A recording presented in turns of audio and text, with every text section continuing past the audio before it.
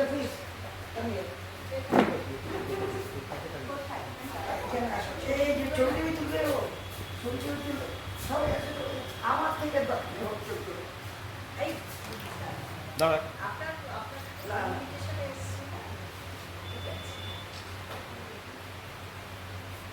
ভালো ছবি আচ্ছা সন্দেশটা আসো আমি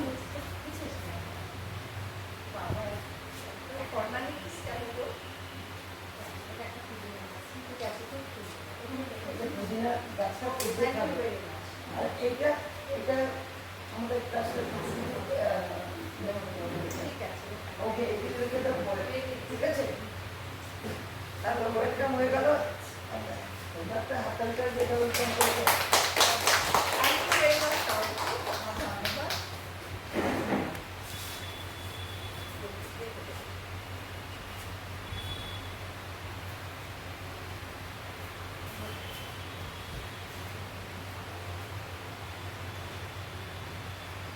আমি যা কথা বলবো সবাই এরা জানে সুতরাং সেই কথাগুলি আর বলবো না on behalf of Sir J.C. Bose Trust, Organizing Committee on behalf of the J.C. Bose Science Museum, আমি সবাইকে ওয়েলকাম করছি আজকে এখানে আজকে আমাদের মধ্যে আছেন বক্তা হিসেবে বিশিষ্ট বিজ্ঞানী professor journey of wireless communication and network to its present level. এটা আমাদের এখানে রেলেভেন্ট কেন আমি তার জন্য কথা বলি। জগদীশ ঘোষের কন্ট্রিবিউশন আপনারা জানেন in radio science, plant science, cosmic chemistry. Whole world আজকে hailing the success of the man field, কিন্তু তার রূপটা কি করেছে আমাদের প্রাইম মিনিস্টার কি করছেন যখন ঈশ্বর করছেন বলেছেন তার কেন পসিবল হয়েছে কোন বিজ্ঞানীর মাধ্যমে পসিবল। কিন্তু নাসার সায়েন্টিস্টরা বিদেশে অন্যান্য সায়েন্টিস্টরা তারা বলেছে আজকে present day space Odyssey has been possible because of following his footstep. Following footstep করছেন উনি ফুটস্টেপ কেন করছেন, উনি 5 মিলিমিটার ওয়েভ ডিসকভার করেছিলেন কবে 1896 সালে। ওনার ওয়ার্ক 1896 দু বছর এবং প্রেসিডেন্স হয়েছিল তখনকার দিনে ভাবা যায় 5 মিলিমিটারের আর তার বেনিফিটটা কি আমি দু একটা বলছি। আজকে 125 বছর পরে লোকেরা কি বেনিফিট পাচ্ছে তার জন্য সারা পৃথিবী ইউটিলাইজ করছে ওয়্যারলেস কমিউনিকেশন, রেডিও আপনারা জানেন, cellphone, radar, transmitting large volume of data from this end of the other area under submarine, Wi-Fi technology. Wi-Fi technology হতো না 5 মিলিমিটার ডিসকাভারি না করে।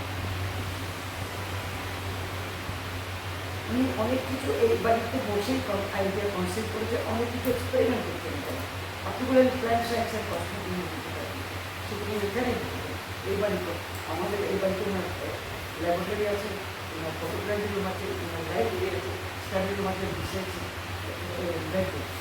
সব আছে। জগদীশ বোসের কি বলবো জিনিয়াস চামচামি বাউন্ডারিজ। কেন বলছি আমি এই কথা, তিনি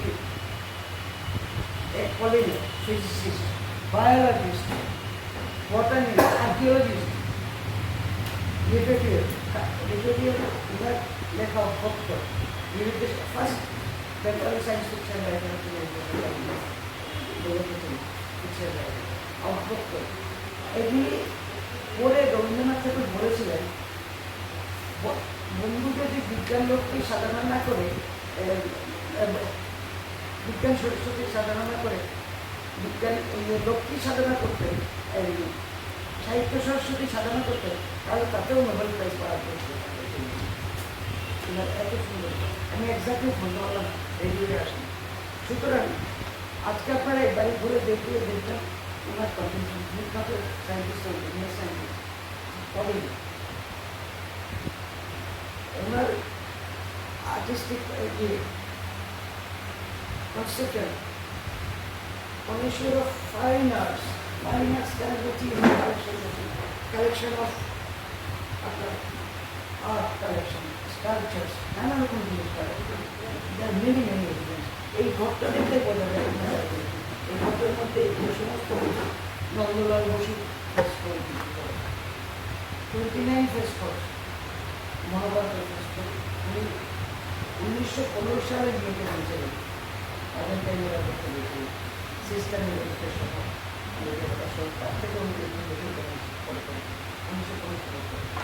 ভারত মাতা বাই নন্দলাল বসু এটা কিন্তু অরিজিনাল ভারত মাতার মতো না, এরা সব জানে আমরা এই ভারত মাতা দেখো মেনি কালেকশন পায় না, এটা আমি আর বলতে চাই না। এখন এই আচার্য মোহন হচ্ছে 125 years old কিন্তু গ্রেড 1 এটা মেনটেন হচ্ছে, এটা নিয়ে এটা লেআউট দেখে মনে হবে উনি কি আর্টিস্ট ছিলেন না উনি ছিলেন সায়েন্টিফিক আর্টিস্ট, মানে এত আর্টিস্টিক ডিসপ্লে করে ফ্লোর আছে। এখানে কে না আসবে এই ঘরটা পাঠিয়ে এই ঘরটা কেন সিনিয়র এই ঘরটা বসে জগদীশ ঘোষ নিজে তাদের সঙ্গে সাইন্টিফিক বা এনি সাবজেক্টের ডিসকাশন করতেন। রবীন্দ্রনাথ ঠাকুর, সিস্টার নিবেদিতা, স্বামী বিবেকানন্দ, আরো অনেকে বিদেশিদের মধ্যে অনেকের সঙ্গে করেছেন। কর্ণাট শো, তারপরে আপনার ধরুন হেনরি ক্যাভেন্ডিশ, লর্ড ব্রয়ের সমস্ত মানে নোবেল লজিককে কথাবার্তা বলেছেন। মেনি মেনি আদার ওনার ছাত্ররা কারা ছিলেন?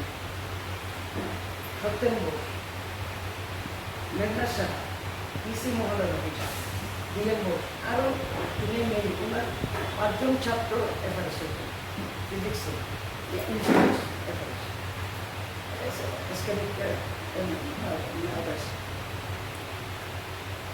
এইখানে তো বললাম শুধু তো সায়েন্টিস্ট বা ইয়েরা আসেনি, এইখানে এই ওটা ছিল অনেক centre of scientific Bengal Renaissance, যে বেঙ্গল রেনেসা পরে ইন্ডিয়াকে ছড়িয়ে পড়বে এবং তার জন্য মেডিয়েবল ইন্ডিয়া থেকে আমরা মডার্ন ইন্ডিয়াতে আসতে পারলাম, সেটা ওয়ান অফ দ্য হাব ছিল।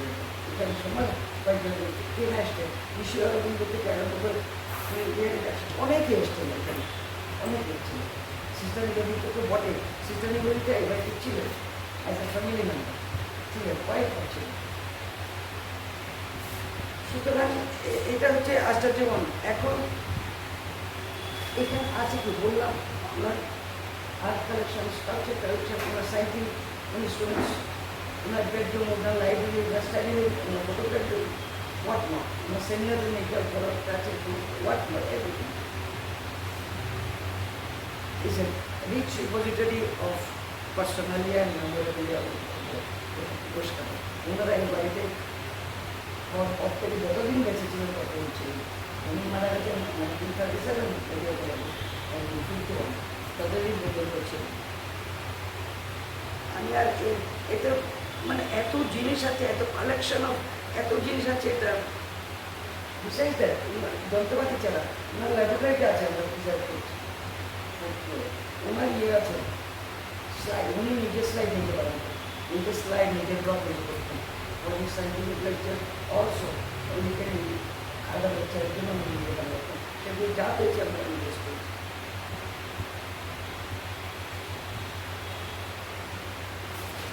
তাহলে এখানে বললাম যে আমরা একটা ট্রাস্ট এলাম করে, জেসি বোস একটা ট্রাস্ট করেছিলেন 1931 সালে।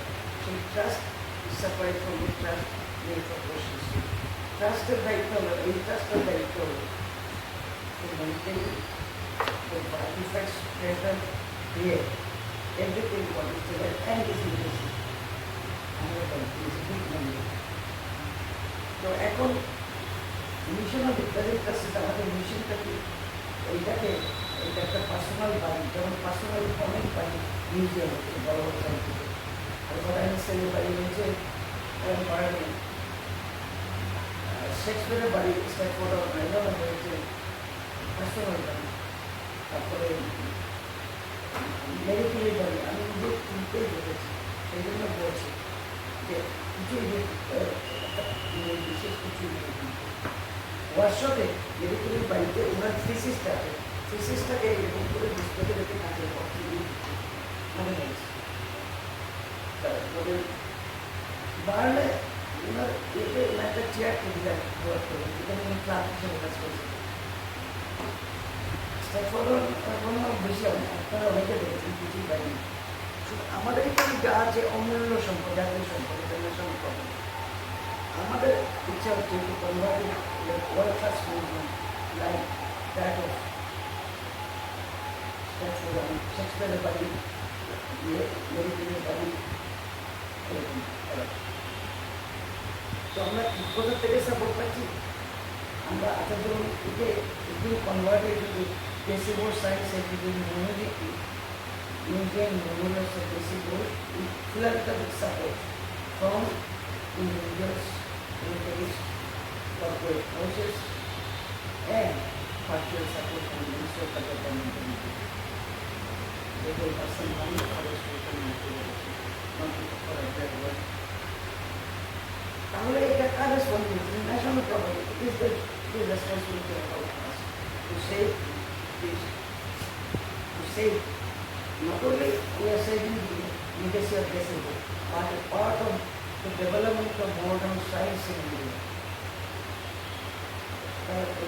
It is the responsibility of all of us to save this national heritage for posterity. আমি সবাইকে ধন্যবাদ জানাচ্ছি আপনাদের আসার জন্য এবং সবাইকে বলছি আপনারা এটাকে সাপোর্ট করুন। একটা কথাই বলে না, বিন্দু তো সিন্ধু, সিন্ধু হয়ে যাবে বিন্দু। আপনারা সবাই আসুন, সবাই মিলে আমরা এটা করি। Thank you all. আমি এবার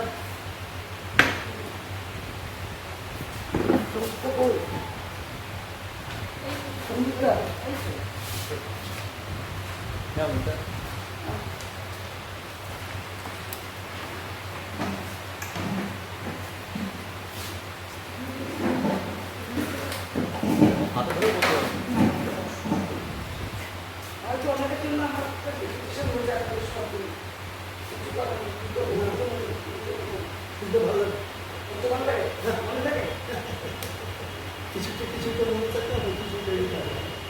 Good afternoon to you all. Now I would like to introduce Professor Saha. She is the present IEEE Kolkata section chair. She has served different position of IEEE Kolkata section since 2006. Founder chair of Women in Engineering, Comsop chair for 2 terms, and site founder chair of Kolkata section. During her leadership, WIEAG Kolkata section won the Year of WIE Awards 2007, Comsop Chapter Achievement Awards in 2015 and 2017. She has 30 plus years of research experience in the fields of wireless communications and antenna. Also 26 plus years of teaching experience in the department of ETCE. She has authored more than 250 research papers in referred journals and international conferences, and has filed several patents. She is the author of Various Communication and Networks 3G and Beyond, published by Macrohead. Also, book published by Springer. She has supervised 20 PhDs, 60 master's theses and projects from Government of India like DST, FEST, DST, PERS, UGC, UPE, UGC, AICTE, etc. She is the recipient of prestigious Career Award for Young Teachers by All India Council of Technical Education, obtained IETE Gauri Memorial Award, and obtained several Best Paper Awards as co-authors. She has visited the international laboratories in Stanford, USA, NTU, Singapore, University of Melbourne, Australia, University of Indonesia, University of Penang, Malaysia, CBUT Technological University, Prague, etc. and also presented her research outcomes on various topics. She is in collaborative work with Professor from Department of Business Development and Technology of Aarhus University, Denmark, and founder chairman Global ICT Standardization Forum for India. Professor Saha.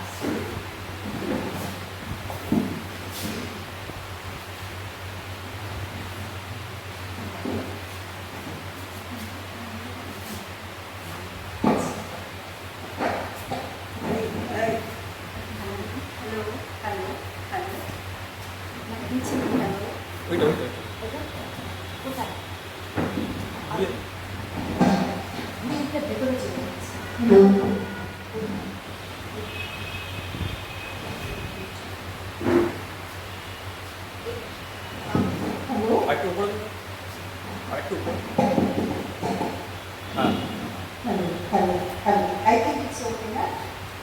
Thank you very much. Actually, the place I am standing here is not to discuss about my biography. So I am very much humble and yes. Okay, hello. That is the legendary Professor Scientist ETCE Bose. I am very much honored that Madam invited me to talk about my research on the topic I have given in the board. And you people have come. I am very thankful to all of you that apart from various work and different interest domains, you have come to listen to a subject which is related to the wireless communication. Now, why I have chosen this topic? Because this is the place where ETCE Bose started his work almost 150 years back with so much of limited resources in Presidency College, and he did the unthinkable scientific discovery on millimeter wave at that time, for which IEEE Kolkata section of India milestone program, ETCE Bose milestone program, because of the millimeter wave experiment at that time. And there is a plaque at Presidency College in name of Sir ETCE Bose. So I feel honored for that. Now, today's discussion, the journey of wireless communication networks to its present era, because I know the various participants should be on different field.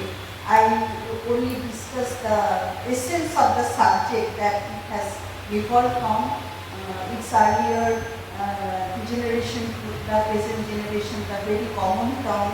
Nowadays we are learning, listening and trying to cope up with 5G, 6G, this sort of budge term. So with this thing, so this is my heartful respect to Acharya ETCE Bose. Shall I sit and talk? Is it possible? I think it will be comfortable to my. Yes, no problem. Okay. Maybe. Okay. So in the month of April, I visited the place, the entire place, as Bhaban invited me, the thing, and I found the beauty of this place and the what is called বাংলায় বলে বলবো এখানে রত্ন ভান্ডার বা খনি লুকিয়ে আছে, এখানে যা যা জিনিসপত্র আছে। So the ETCE Bose, the legendary polymath and first contributor on millimeter wave, worked in the year of 1894 to 1899, and you all know that he produced the first shortest electromagnetic wave at 5 millimeter wave that gave you the birth of present day wireless communication that is we are using in our mobile handset, that lead to the space communication and other wireless communication data. So with respect, I am going to my theme, talk wireless technology, why it is. Anytime, anywhere, any place. This is the motto. why we are using the wireless. Because the last mile is the wireless. It may not happen, the end-to-end connectivity may not be wireless, but the last mile, the person users to the base station, the connecting device may be wireless, that make us free from the binding to the table or home or anywhere. So whenever we are moving from one place to another place, we can use the advantage of wireless technology. That is why it is called anytime, anywhere. And for this, behind the technology development plays a great role in networking and communication by giving the two most important aspects of mobility and access.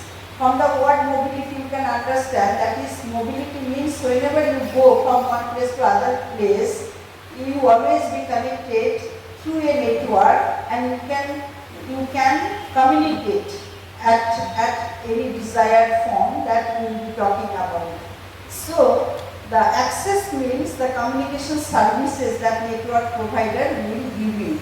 That is what type of service you are getting.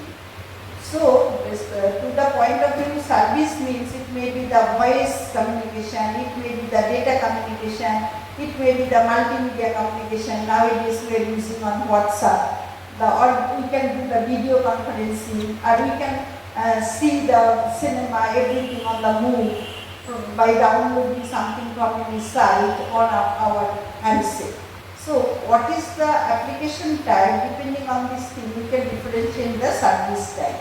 So this is the point. What is the driving force? That desire to communicate anywhere, anytime, any place. And through this desire thing, the wireless communication becomes the fastest growing field during the last 30-40 years. Though the perception of wireless communication, as we know from the work of J.C. Bose, it is more than 100 years. But in the year of 1920-21, the application of the wireless communication happened mostly on the walkie-talkie or police department for in USA, later on came to many places. But why this is not become the public use, we have to understand that part. The technology limitation, because you know the wireless communication always needs some frequency channel. Okay, communication means that we are talking through some channel. So that channel is frequency band. So whenever we are talking about the wireless channel, ওখান থেকেই হচ্ছে কোনো সমস্যা ওখান থেকেই হচ্ছে hello, ওইটা আপনার বলতে হবে না, ওইটাই শোনা যাবে। হ্যাঁ, এটাই আপনি রেখে দিন যে কোনো জায়গায়, ঠিক আছে। Okay. So that we have to use some channels. Wireless channel is the natural resource. We cannot create. So we have to use the natural resources which is limited and scarce for different type of services. And also there is a definite process to communicate the signal from one point to other point. The natural way of transporting the signal from one point to other point is the attenuation. Attenuation. So until and unless we devise some definite technology development, the communication would not be possible. So for this development, the 50 years, almost 50 years research all over the world is required. Then at one point people understand the necessity making the last mile communication as the wireless, because one can move from home to office to anywhere place to get the benefit of making the last mile wireless. So this way the flourishing of wireless communication started, and through the different generation of first generation 1G, 2G, 3G, 4G, 5G. I don't know how many of you heard those words. I think many of you know, because we are talking about the 5G. In the newspaper, we always find nowadays the 5G development or deployment is going on in India.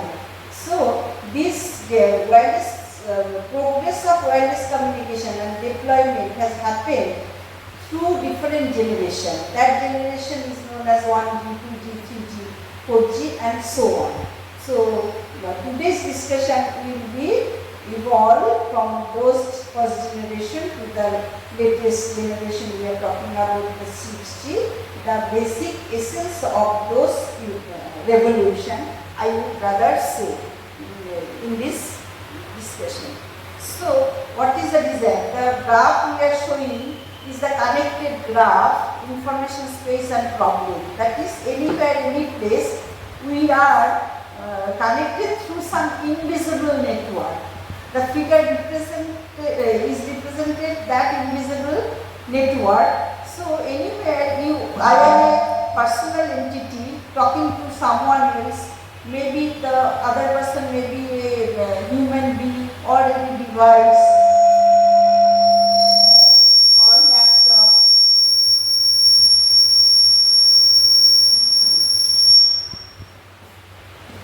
Will it be difficult? My voice is very loud. I think I can omit this mic. This is okay to do. What is the problem? This one, remove this one, and this is. Which one? This is giving problem. মনে হচ্ছে Is it loose? বোঝা যাচ্ছে না সেটা Because this is a very close door. Not this one. Huh? Shall I continue with mine? My Laptop or any personal assistant device to communicate. Is that it? We are using anywhere. And what are the challenges? Challenges is remain for improving the data connectivity, speed of communication, etc. How do you understand the speed? Sometimes during the WhatsApp messaging, we feel that something coming very fast, something coming very slow. By this way, we can designate the thing slow communication or faster communication. But faster communication, whenever you want to download something or sending something, what is the speed of communication? It is related with the channel bandwidth, basically in the backlog. You have to have the large chunk of frequency band. And I already mentioned that wireless communication channel is very limited because it is a natural resource. The resources available in nature, we need to designate some of the most useful application at different frequency bands. So which frequency bands, that allocation is not arbitrary. There is a body that is called Federal Communication Commission. It is the universal body beside in the international body. That the body decides which frequency band would be given to for what communication purpose. Why? It is necessary if people use on their own any communication channel, and while communicating those things, interference will be the obvious thing, or collision may be the obvious thing, because collision means if I send some signal, when we people all talk together, there is a collision, we cannot listen anymore. Communication is like that. Over the channel, when you send something, the signal, if anyone within the same frequency band, someone other communicate, the two signal will be colliding until and unless they are orthogonal. The meaning of orthogonal means that is one's maxima, one channel maxima reside with the minima. Or as for example, I can give the natural example of orthogonality. My voice is very loud. Someone speaks with very feeble noise, and both my loud voice and the feeble noise talking within the same place, it will not interfere much. But if two loud voices talk to each other within the same room, no one will understand. This is the simple term how we will learn call the orthogonality of it. If many people together talk within the same place, we cannot listen anyone. So the reason is that within the same one communication channel, we have to send one signal. So that necessary communication bandwidth. Now what happens before cellular communication?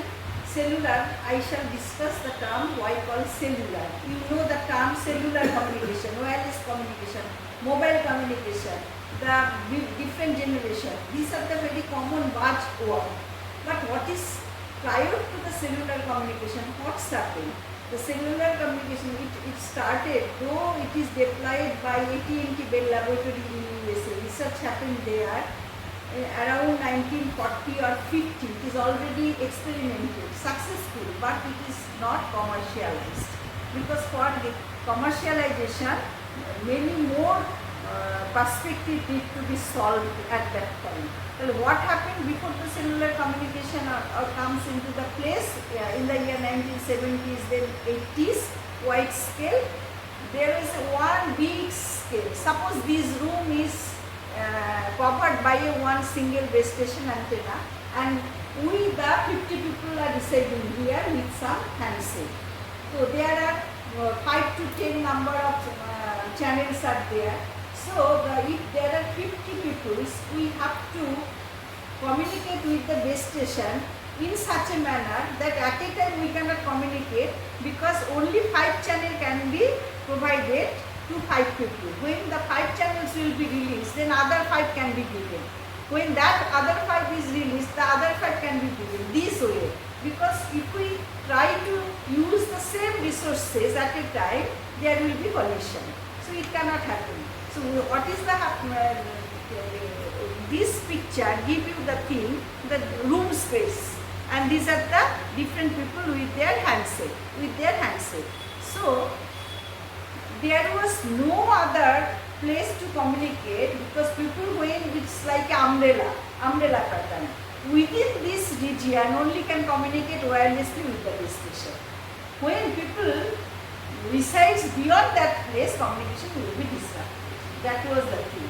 So only single cell, cellular terms come array of cells. That is many number of cells coming together is called cellular array. But here in the earlier days, how the wireless communication happened? Within a home, within an office space, within a particular region under the single base station antenna. Now to cover the communication among many numbers of people with a single base station antenna, the base station antenna has to be a large size with large capacity, and that necessitates a huge cost. Building the large size of antenna with large number of channel, that time channel bandwidth was not very much, only 2 megahertz, this sort of channel bandwidth were there. So many people cannot communicate with the base station. Those are the very limitation. So this discussion, today's discussion will give you to follow up from that state where do we stand at the present era, that is called 6G, where communication will be going to such a unthinkable position, okay, because of the technology revolution and development. So later on, what people think, why we should use the same channel within the single area. We can divide the larger space into smaller space, subspace, and each of the subspace may be divided into a area of few people. Okay, so as for example, these different color, this is the cell, different cells within the larger space, divided into larger geographical region divided into few. The reason is that as the big space with the big antenna pattern base station were there, the cost per communication was very high. So it was not feasible for commercialization. Again, if anything happened with the base station, the entire user base get disrupted, would not get the communication. But if I divide the larger area into smaller area, then put the smaller base station with smaller antenna size, and few number of people will be assigned with this thing, that the cost per call will be reduced. And what is the another big reason? The frequency. Suppose this room is divided into 5 places, 5 smaller area, then 5 channel will be needed. Then beyond this thing, if I create another room like this with the similar file but separated by certain distance, then the 5 channels, those who are using here, can be replicated at the different place with a certain distance.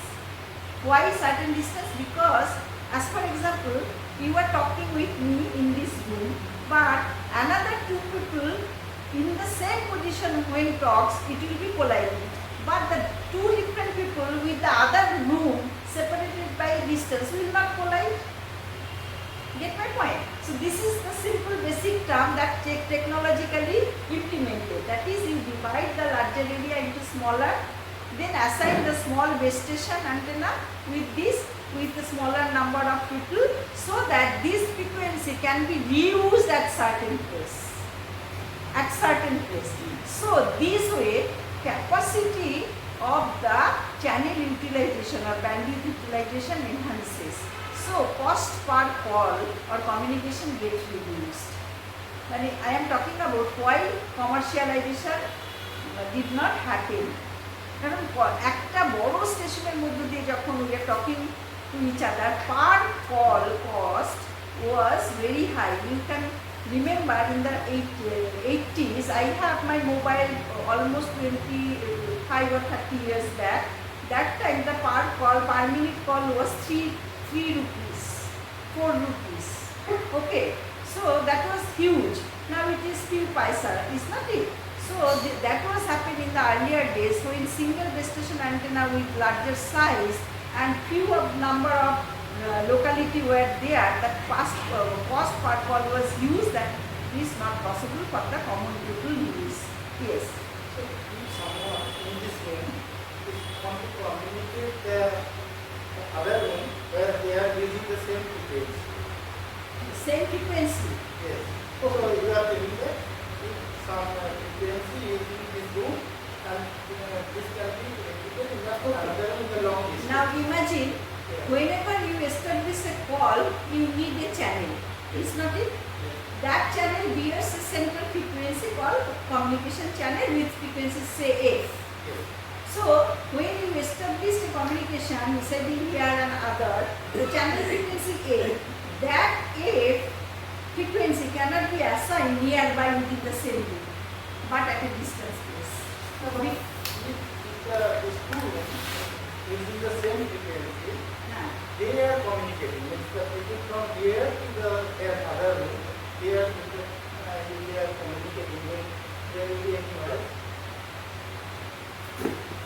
You are thinking the 2 rooms. You are required to one channel to communicate with other. One is the uplink, other is the downlink duplex communicate, called duplex communication channel. Now, other people within this room may not use the same frequency A, if it is A. Get my point?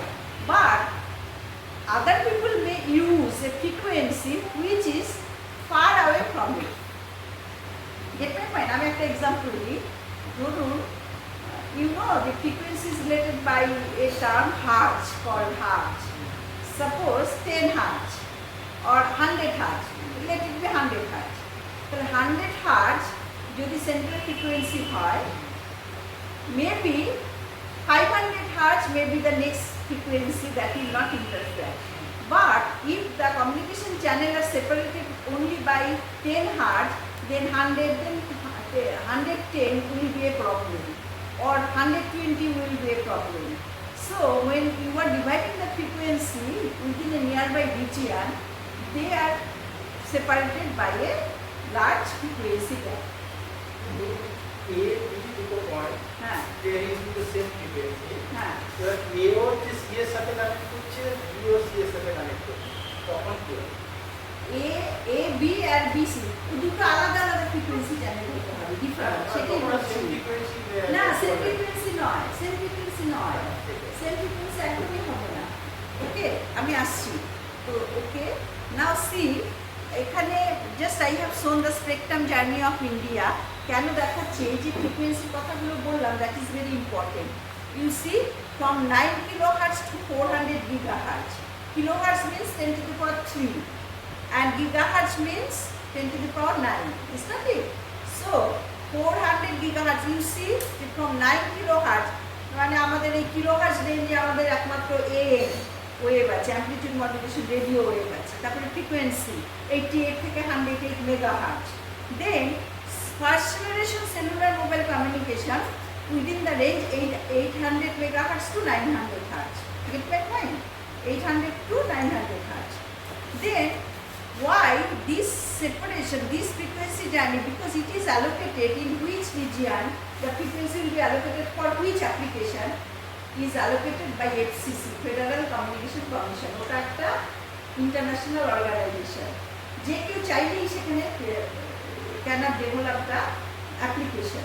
Okay, তাহলে why it depends on many factors. দেখবে তার আশেপাশে কি কোনো communication protocol ওইভাবে build হয়েছে যে এই ফ্রিকোয়েন্সির কাছে আছে, কিংবা what is the nature of characteristics of frequency with respect to the rain, drop, dust etcetera, scattering, ওরা কি অ্যাকুমুলেট করে যায় খুব?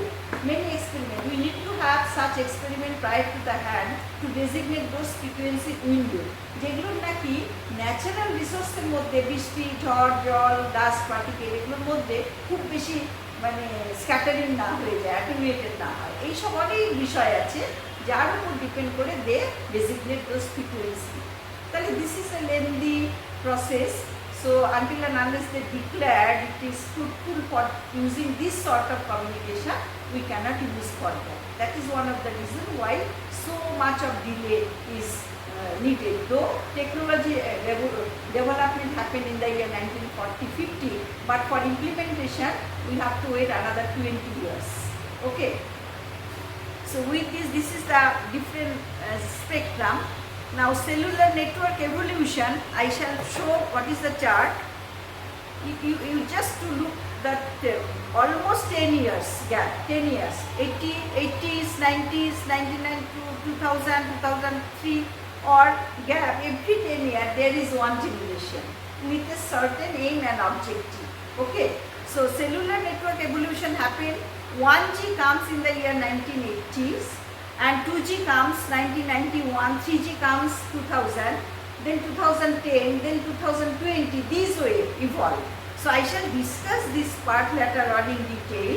Just within a single chart I have shown what will be the discussion point. Okay, and why it is needed. Now this is the development path that happened through GSM, GPRS, WCDMA release one time.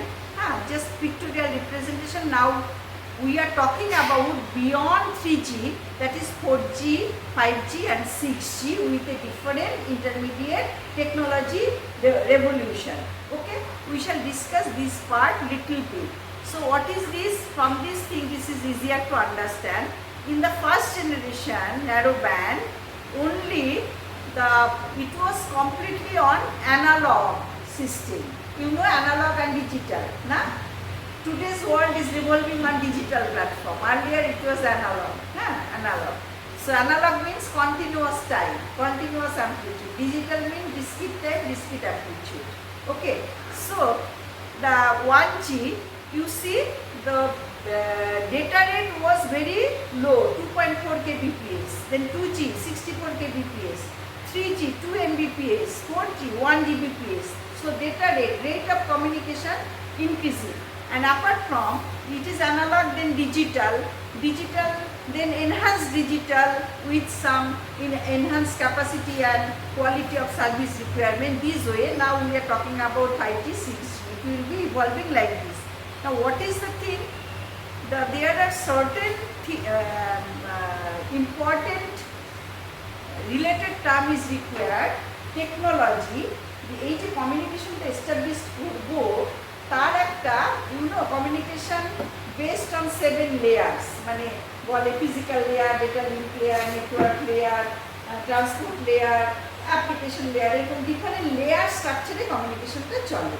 The physical layer is important, the actual physical connection, and তার মধ্যে কি type of সিগন্যালটা রয়েছে, কোন ধরনের modulation রয়েছে, কীরকম data rate, একটা bit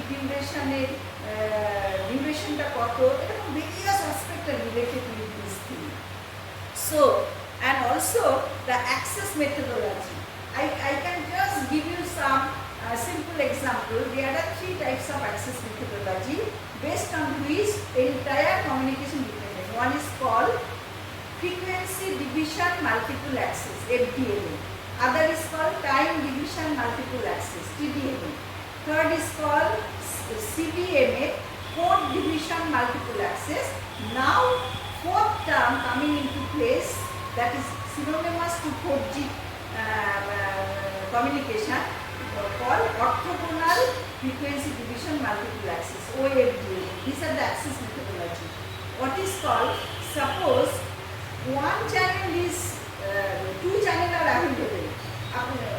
common sense কি বলে, একসাথে 10টা লোক ব্যবহার করতে পারবো একই থাকে যদি 2টো চ্যানেল থাকে? না, দুজনই পারবো। তাহলে এটা কি FDMA?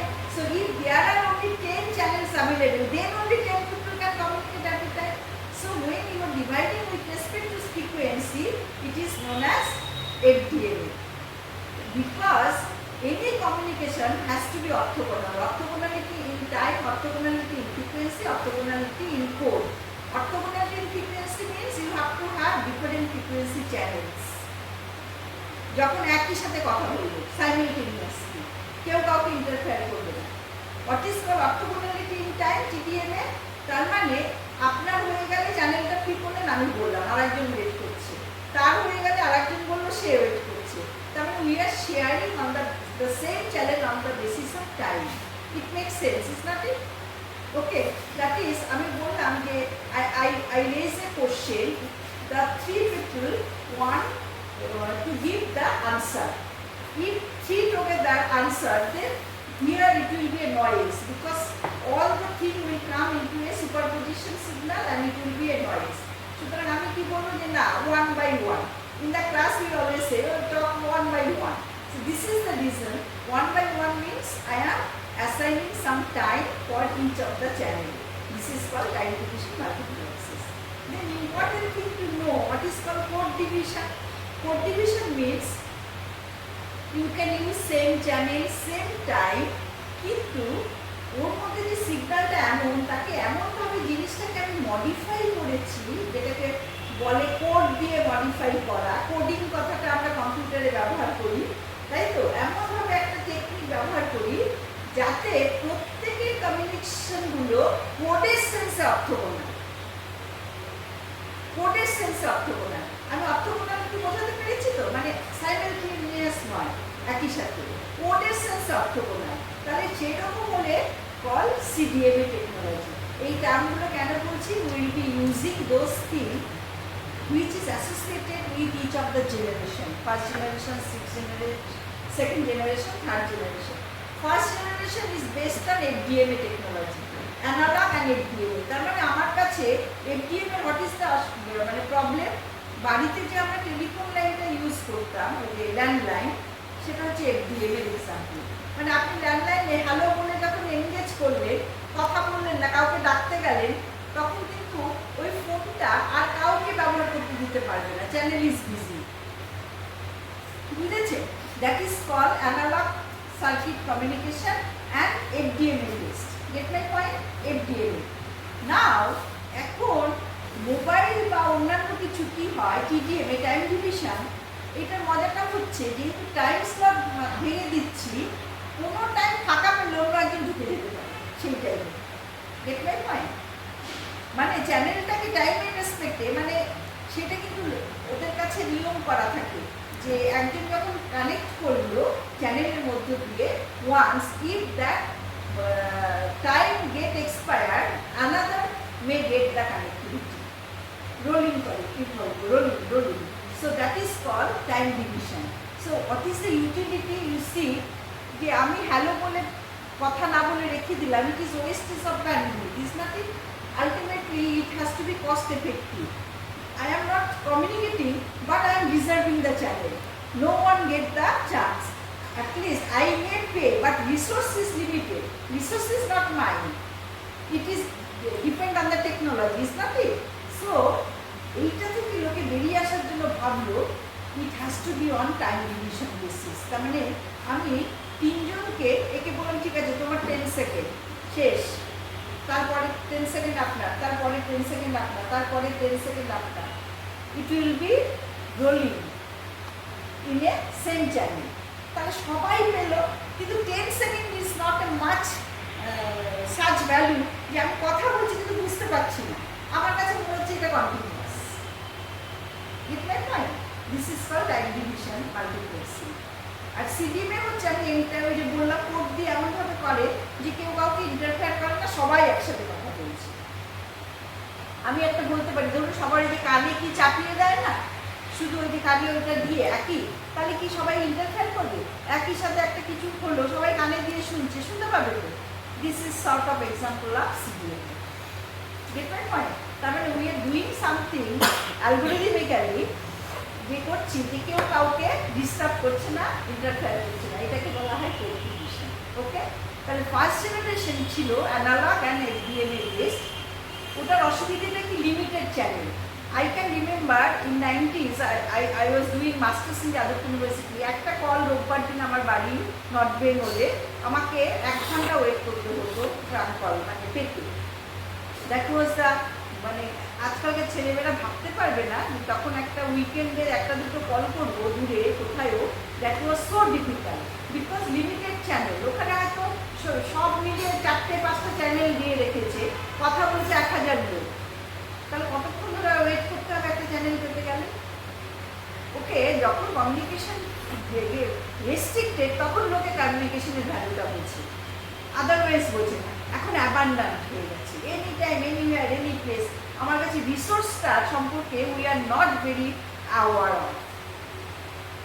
অ্যাবান্ডান্ট রিসোর্স মানে জল না থাকলে জলের মর্যাদা বুঝি, কিন্তু জল পড়ে যাচ্ছে উই ডোন্ট ফিল ইট যে জলটার ওয়েস্টেজ হচ্ছে। This is like that. Okay, so এইটা কি ছিল, যখন সবাইকে আমি একটা করে চ্যানেল দিয়ে রেখেছি অথচ সে মিস ইউজ করছে, এটা কস্ট এফেক্টিভ হতে পারে না, এটা ব্যান্ডউইথ এফিশিয়েন্ট হতে পারে না, এটা বেশি সংখ্যক লোককে দিতে পারি না। So it is limited resource, limited bandwidth, limited utility. Okay, so that gets change into the second generation. Second generation first objective, what was the thing? Make it digital. Why digital? আমি যে বললাম একমাত্র digital করলে I can go for time division, otherwise not. Get my point? সেটা সারা পৃথিবীর লোকরা বুঝতে পারলো যে না, don't go for the analog communication, you make it digital. Digital মানেই যারা একটুখানি কমিউনিকেশন সম্পর্কে কিছু জানে তারা দেখবে যে আমরা কন্টিনিউয়াসটাকে অ্যানালগ বলি, তো একটা ধরুন এরকম করে ওয়েভ দেখেছি, এক্স অ্যাক্সিসেও কন্টিনিউয়াস, ওয়াই অ্যাক্সিসেও কন্টিনিউয়াস, এটা হচ্ছে analog. But if I discrete time and discrete y axis both, then it is called digital. There is a way যে ডিজিটাল কমিউনিকেশন এইভাবে বিল্ড হয়েছে। তাহলে আমি যদি ডিসক্রিট টাইম করি তাহলেই আমি টাইম ডিভিশন করতে পারছি, তাই না? So 2G is based on this digital platform. Another important thing, if I make digital technology needs less power compared to analog. Its size is small, 5 ভোল্টে আমরা চিপগুলো জেনারেট করতে পারি, কিন্তু অ্যানালগ 15 to 30 ভোল্ট এরকম লাগছে।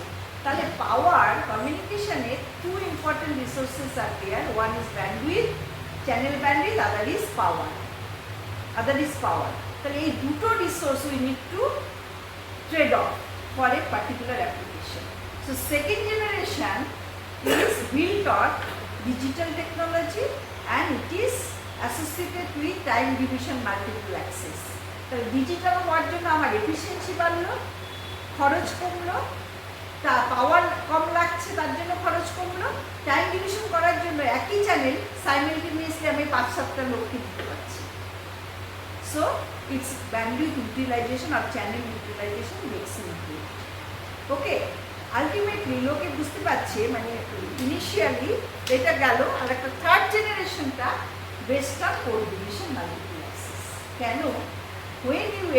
when you are allowed to use the entire channel bandwidth, তাহলে অনেকটা channel পেলাম, অনেকক্ষণ ধরে আমি কমিউনিকেট করতে পারবো, অনেক ডেটা ট্রান্সফার করতে পারবো।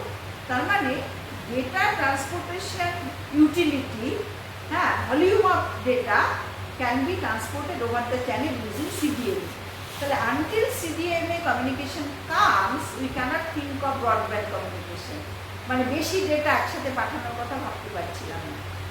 Up to digital 2G, which called GSM technology, with voice communication and very limited text data can be transported through message or circuit switch based data communication through internet.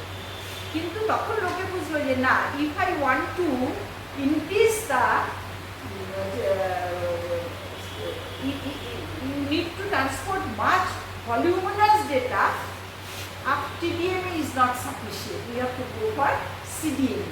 কারণ CDMA টেকনোলজিটা আগেই বললাম যে সবাইকে সব চ্যানেলটা পুরোটা দিয়ে দিয়েছি, কিন্তু এমন কানে চাপিয়ে এমন একটা জিনিস করেছি যে কেউ কাউকে ইন্টারফেয়ার করতে পারছে না। তাহলে if I get entire channel অনেকক্ষণ ধরে পুরোটা, তাহলে আমি বেশি ডেটা ট্রান্সমিট করতে পারবো।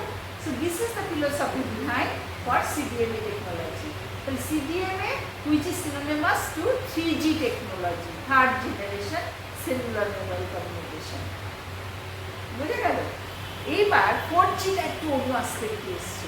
4G বলছে যে আমার পুরো ভয়েস কমিউনিকেশন, ডেটা কমিউনিকেশন এগুলোকে মানে সবটাই আমি ইন্টারনেট বেসড কমিউনিকেট করব, সার্কিট সুইচ থাকবে না।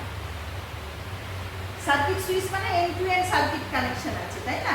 সার্কিট তো তাই বুঝি, সার্কিট মানে আমরা যে ল্যাবরেটরিতে যারা কাজ করেছি কারেন্ট মানে ভোল্টেজ এসব কোনো নিয়ে, তার মানে এন্ড টু এন্ড কানেক্টিভিটি হিসেবে।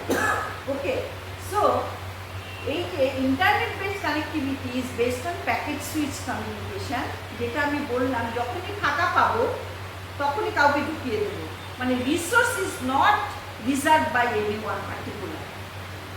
You understand? মানে আমার কাছে চ্যানেলটা আছে, but I don't own it for certain time, but যখনই ফাঁকা আমি রিজার্ভ করছি মনে হচ্ছে, কিন্তু ওর মধ্যে অন্যরা কেউ কথা বলে চলে যাচ্ছে, আমি যখন কথা বলছি না। কি বোঝাতে পারলাম জিনিসটা? তার মানে এন্টায়ার একটা চ্যানেল, তাকে কতগুলো টাইমে ভাগ করছি। whenever I remain silent, resource is not mine, mind it. So ওইখানে অন্যজনকে কমিউনিকেট করে দিচ্ছি। This philosophy is known as packet switch communication. আর ইন্টারনেট যেটাকে বলি আমরা, ইন্টারনেট দিয়ে যে আমরা কানেক্ট করি, কম্পিউটার ইমেল করি, ডেটা পাঠাই, that internet connectivity is based on packet switch communication. That is the revolution happened in 1990s. Okay, মানে ইন্টারনেট আসার পরে আমাদের কমিউনিকেশন অ্যাসপেক্টটা টোটালি চেঞ্জ হয়ে গেছে। হ্যাঁ, মানে এফিশিয়েন্ট কমিউনিকেশনের দিকে যাচ্ছে। তাহলে 4G যেটা বলছি, 3G বিয়ন্ডে 4G, that become synonymous two internet based communication.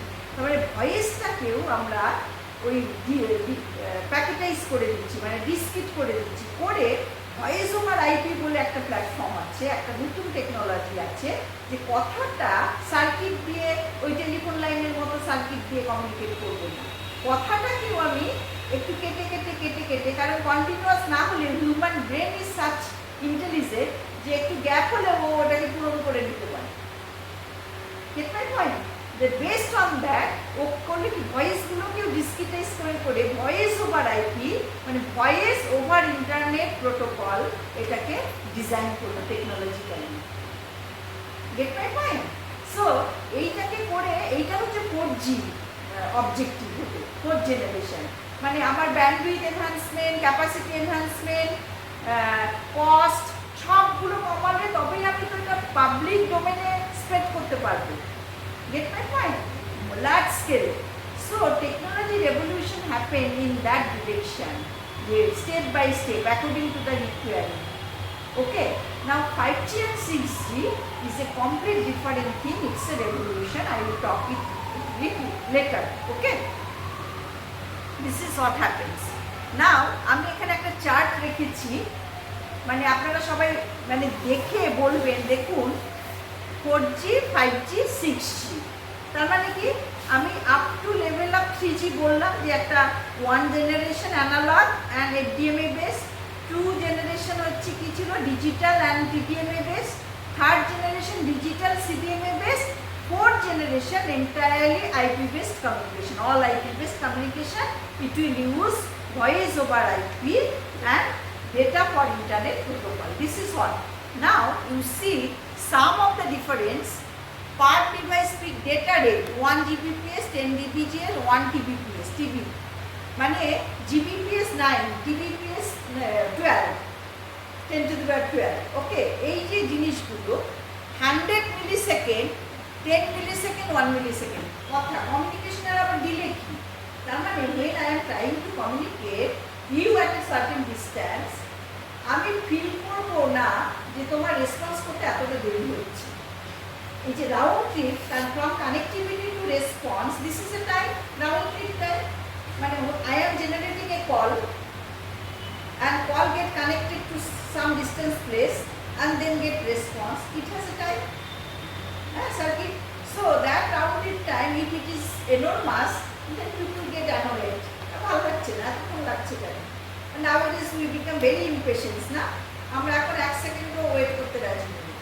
Okay, so that becomes in terms of the connectivity point, network point এ ঘুরে এসে কানেক্ট করতে কার কত টাইম কম লাগছে, that becomes very important. কারণ টাইমের সাথে কি করে রিলেটেড, যত বেশি রেসপন্স টাইম বেশি হবে তত বেশিক্ষণ ধরে চ্যানেলটা লাগবে কনজিউম করতে।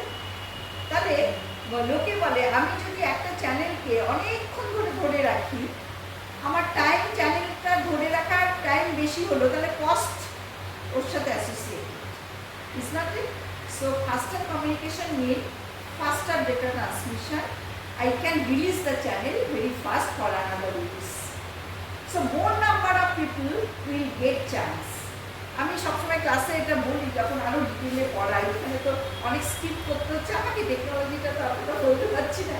ঠিক আছে, আমি ওদের বলি যে how do affect your communication to other people. ওরা বোঝে না, বলছে আমি আমার কথা বলছি, অন্যদের কি করে অ্যাফেক্ট করবো ওরা বলে। I mean, yes, you are affecting other people because the channel you are using, it is not designed by you. It is the natural resources the technologists have built and it is limited. আমি বাজে কথা 1 ঘন্টা ধরে বলছি আর সেই তোমার চ্যানেলটা ধরে রাখার জন্য 10টা লোক ইমার্জেন্সি কলটা করতে যাচ্ছে।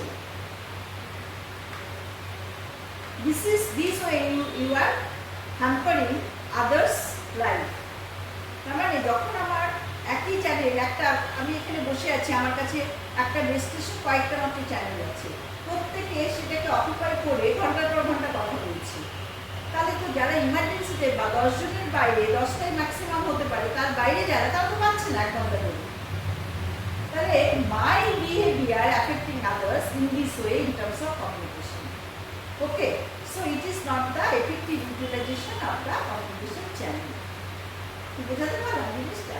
এটা তখন আমরা বলছি, সেই জন্য কমিউনিকেশনে there is a term that is called channel holding time. Get my point? কতক্ষণ ধরে আমি চ্যানেলটাকে ব্যবহার করছি বা ধরে রেখেছি, তার রেটটা কি, তার উপর হিসেবগুলো হয়। Get my?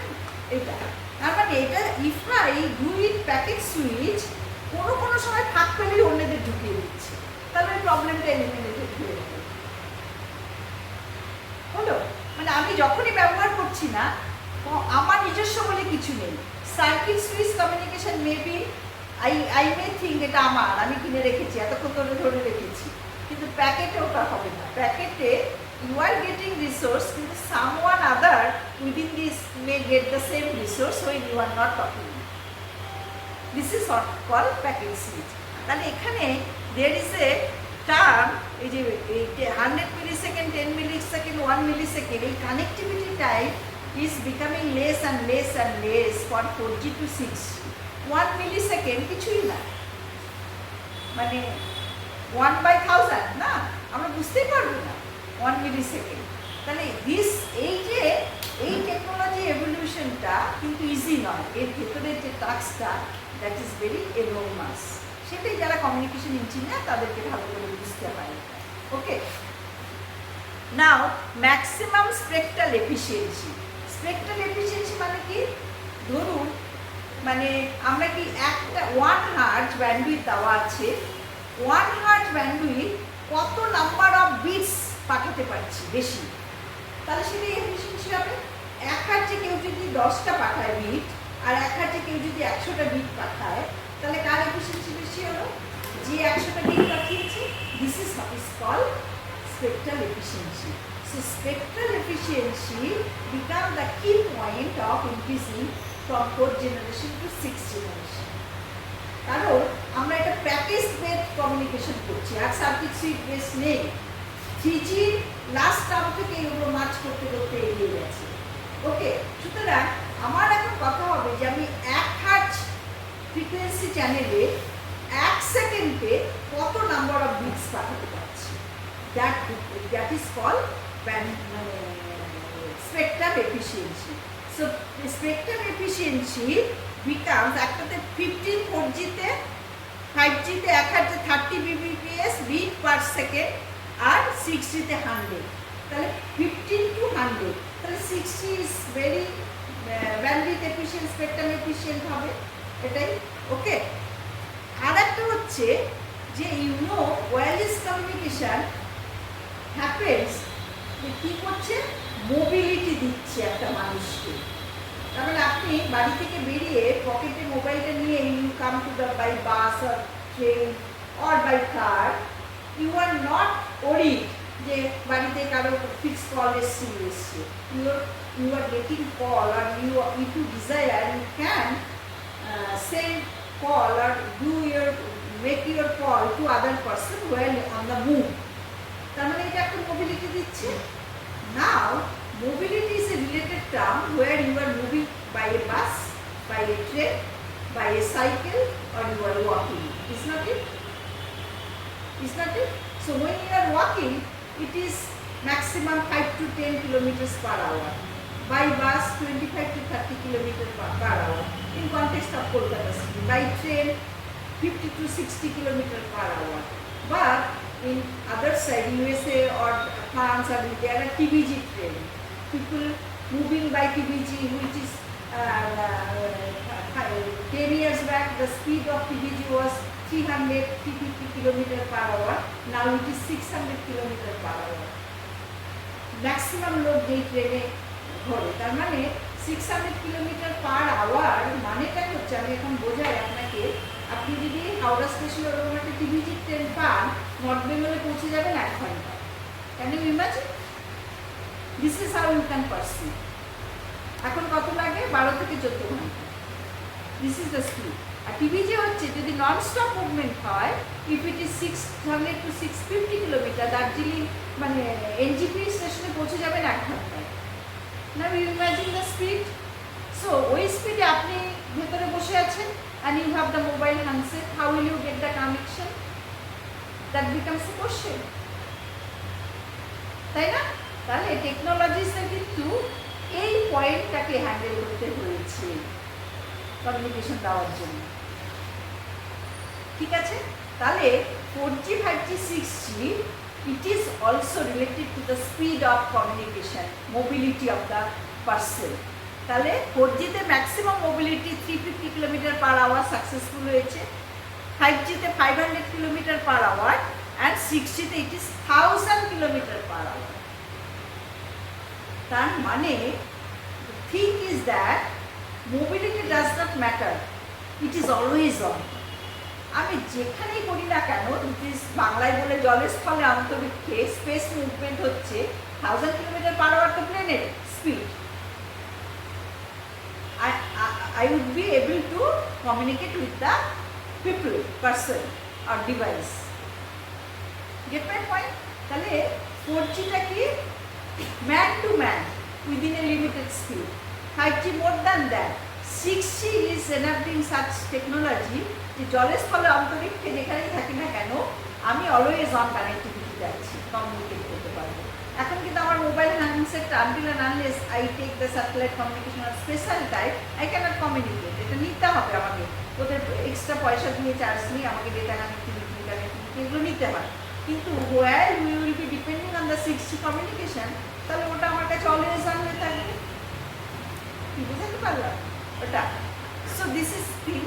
অ্যানাদার আরেকটা কতগুলো সোজা টার্ম বলি এখন, একদম সাবজেক্ট রিলেটেড না হলে একটু অসুবিধে, যে কোন in which frequency range it works. 4G works below 6 gigahertz, 5G below 90 gigahertz, and 6G 10 terahertz. So that is called terahertz communication. Just in layman language, I want to tell you, as frequency increases, bandwidth also increases. Okay, তাহলে যখন আমি ফ্রিকোয়েন্সিটাকে কমিউনিকেশনের জন্য বাড়াচ্ছি, you are getting volume of bandwidth.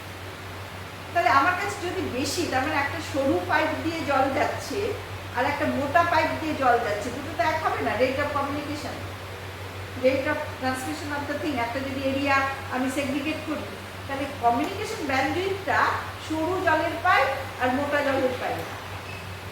Bandwidth বেশি মানে মোটা জলের পাইপ ব্যবহার করছি, খুব ফোর্সে জল আসছে যাচ্ছে, আমার কোনো অসুবিধা নেই। ওকে, তাহলে this is what is happening for 5G 6G communication. As you increase bandwidth, your communication will be for volume of data per second. Hello? So these are the few points. Now, এর মধ্যে টেকনোলজিটা আমি অতটা কিছু বলবো না, just দুই একটা term কানে দিয়ে রাখতে চাই। MIMO, massive MIMO, intelligent surface, এই টার্মগুলো বোঝানোর জন্য। MIMO, this is a word, এটার মানে ফুল ফর্ম করলে হয় multiple input multiple output. Okay, আমরা ধরুন you just imagine the thing, আমি বাগানে জল দিতে চাইছি, একটা পাইপ দিয়ে জল দেব, বেশি সময় লাগবে। আমি দুটো পাইপ ব্যবহার করছি, আরেকটু ফাস্টার হবে। তিনটে পাইপ ব্যবহার করছি, আরেকটু ফাস্টার। MIMO is like that. You have more number of communication channel for a particular communication link. কি বোঝাতে পারলাম? মানে আমার একটা বাগান সার্টেন এরিয়ার আছে, তাকে যদি একটা চ্যানেল দিয়ে জল দিই অনেকক্ষণ লাগবে। আমি দুটো তিনটে চারটে নাম্বার অফ চ্যানেল বাড়াই, আমার এফিসিয়েন্সি অফ ট্রান্সমিশনটা বাড়বে। MIMO is such thing, you have multiple antenna and multiple channel establishment so that parallel transmission may happen. Okay, and that give you the enhanced rate of communication. সোজা ভাষায় বললে এটা ঠিক আছে। তাহলে 4G 3G 4G-তে MIMO মানে একের বদলে দুটো বা চারটে এরকম ম্যাক্সিমাম আসতে শুরু করেছে। তার মানে পাইপ দিয়ে যদি বলি একটা পাইপের বদলে ম্যাক্সিমাম চারটে পাইপ ব্যবহার করেছি। Now 5G-তে this happened enormously, massive MIMO, 64, 100 চ্যানেলটা ওইটাকে বললে, পাইপ দিয়ে বললে যে আমি 60 থেকে 100টা চ্যানেল পাইপ ব্যবহার করছি, ঠিক আছে। Now 6G-তে it is a different technology which called a intelligent surface, এমন একটা জিনিস বের করছি যে অ্যান্টেনা কানেকশন মানে তাহলে ওই হিসেবের বাইরে চলে গেল। এটা জাস্ট সার্চে একটা রিফ্লেক্টর সারফেস, এই দেওয়ালের মতো একটা জিনিস, যে নাকি ইন্টেলিজেন্ট, তার মধ্যে আর্টিফিশিয়াল ইন্টেলিজেন্স কোডিং লিখে ওই কানেক্টিভিটি পয়েন্টটা এমন যে সারফেসটা ইন্টেলিজেন্ট, তাকে আমি কম্পিউটার কোড লিখে ব্যবহার করতে পারি। ওকে বললাম আচ্ছা ঠিক আছে, তুমি ওই লোকটাকে এখন ওই চ্যানেলে ওইভাবে দাও, ও এমনভাবে কমিউনিকেশন এস্টাবলিশ করে দেবে যে ও কানেক্ট করে দিতে পারছে। Get it? মানে ইট ইজ পার্সোনাল ইন্ডিপেন্ডেন্ট, আর চ্যানেলের ওইটা রইল না। It's like A continuous flat surface which is very intelligent. By getting instruction from the input, it can deliver output.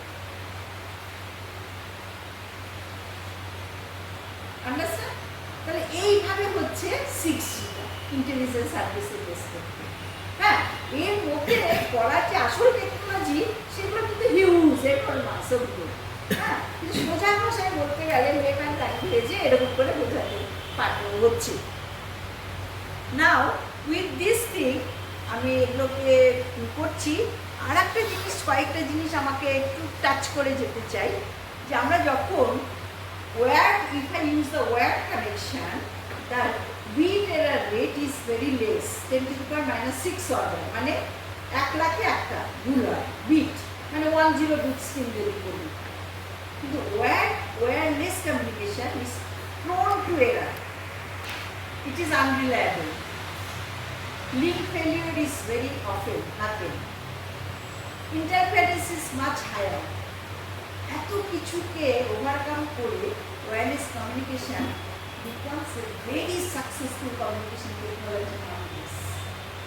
So it happened because scientists all over the world under communication build such system and algorithm in such a way that it may happen যে bit এর রেটটাকে আমি খুব কম রেখেও successful communication করতে পারি। ওকে, so these are the very limitations of wireless communication. In spite of this, it flourishes to the level of 5G 6G communication because এটার পেছনের টেকনোলজিগুলো ভীষণ ইন্টেলিজেন্ট। ওকে, এইখানে আমি দেখাচ্ছি যে ধরুন এটা কলকাতা, এন্টায়ার কলকাতা রিজিয়ন, তাতে আমি 100টা বেস স্টেশন দিয়ে কভার করে রেখেছি, তার থেকে অনেক বেশি, আমি বোঝানোর জন্য বলছি। তাহলে কি হবে, people residing within the different place will be connected to different base station. Now different base station মানে একটু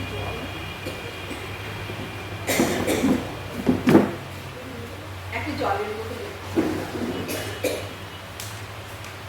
Now what is the typical point of connecting through base station to base station? I mean, if I move from one base station to other base station, always I need some instruction for connectivity, is not it? This process is known as handoff. And mobility gives you a trouble that necessitates to manage handoff. Handoff কাকে বলে? আমি একটা base station, আমার home station এটা, ধরুন এই জায়গাটা একটা বেস স্টেশন আছে, I am communicating with my base station with my mobile handset. This is my home. I am moving towards Sambhajar. Base station area চলে গেল, আর একটা নতুন বেস স্টেশন এলো, because একটা base station covered by a single base station is known as cell. Cell. আমি চলে গেলাম শ্যামবাজার, আমাকে নতুন বেস স্টেশনে কানেক্ট করতে হবে, তাহলে কি এটা তো ওয়্যারলেস, তার মানে someone for which you are not aware of connecting you from this base station to this base station, that is called network. Background network, otherwise it is not possible. I mean, more number of cells you need to traverse, more number of handoff you have to support. তাহলে এই first generation থেকে এই এভলিউশনে এই হ্যান্ডঅফটাও কিন্তু ভীষণ একটা issues. মানে handoff কখন বলি, suppose you started your journey from your home location and at that time you already initiate a call, you are talking to someone else, your mother or friend, someone. Now with this you just ride to a bus and going to Sambhajar. Still you are continuing your call. কোথায় তো Sambhajar এসে যাবে, your location network started your call connection at your home location.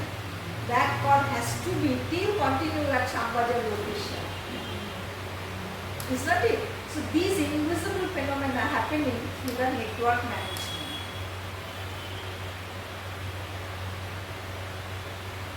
That is, the users are not aware of. Okay, তাহলে যদি এটা network fail করে, manage করতে না পারে, what will happen?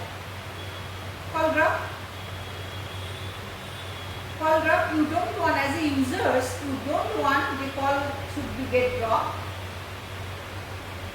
তাহলে তখন কি হয়, বারবার যদি ড্রপিং হয়, বিরক্ত, লোকে বলবে এর কোয়ালিটি অফ সার্ভিস ভালো না, মানে সার্ভিস ভালো না মানে কোয়ালিটি অফ সার্ভিস ভালো না। তাহলে so managing handoff from one place to other becomes a great challenge for cellular communication network. As you move more and more number of cells, if you divide smaller cells, handoff will be more number of things. So network, on behalf of the network management, the burden will be large. So at that point of view, you have to optimize the connectivity point or do something in such a way that both the aspects are suitable, both the quality of service can be managed in terms of satisfaction of the users, and also the minimum burden may be there for the network. So these are the aspects you need to solve. Okay. আচ্ছা, this is the very basic structure of the wireless communication. তার মানে আমার কতগুলো term আছে দেখুন। ছোট ছোট base স্টেশনগুলোকে বলে সেল। একটা cell is under a single base station area, যেখানে একটা করে বেস স্টেশন অ্যান্টেনা দিয়ে কভার থাকে।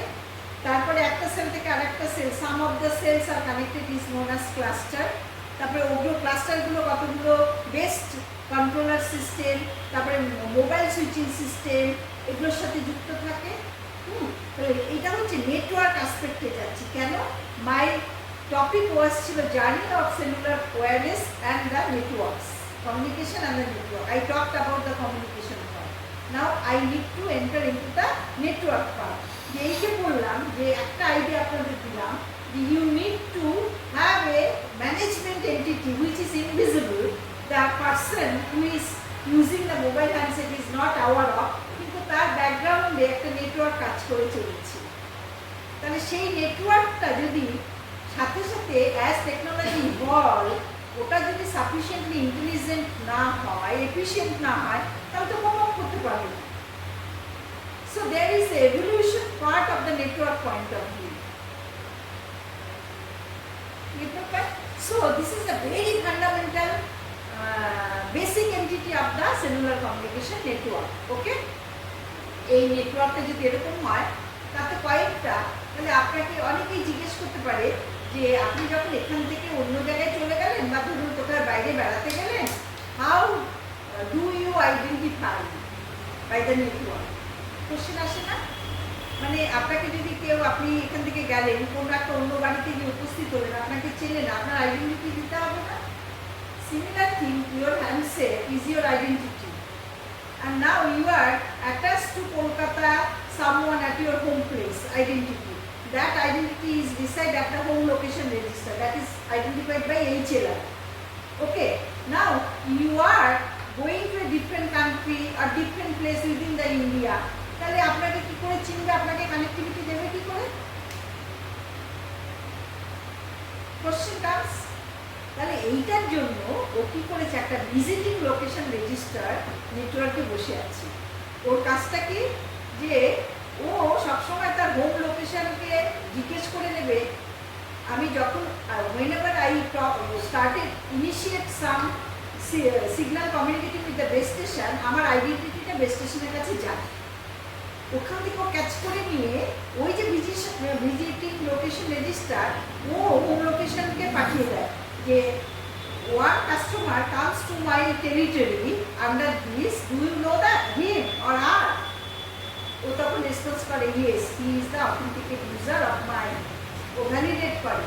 তাহলে whenever I go to the different place, there is someone called visiting location register, এই জন্য ওটা ভি দিয়ে বলেছে, আর হোমটাকে বলছে হোম দিয়ে। ও কাজ করে on behalf of HLR।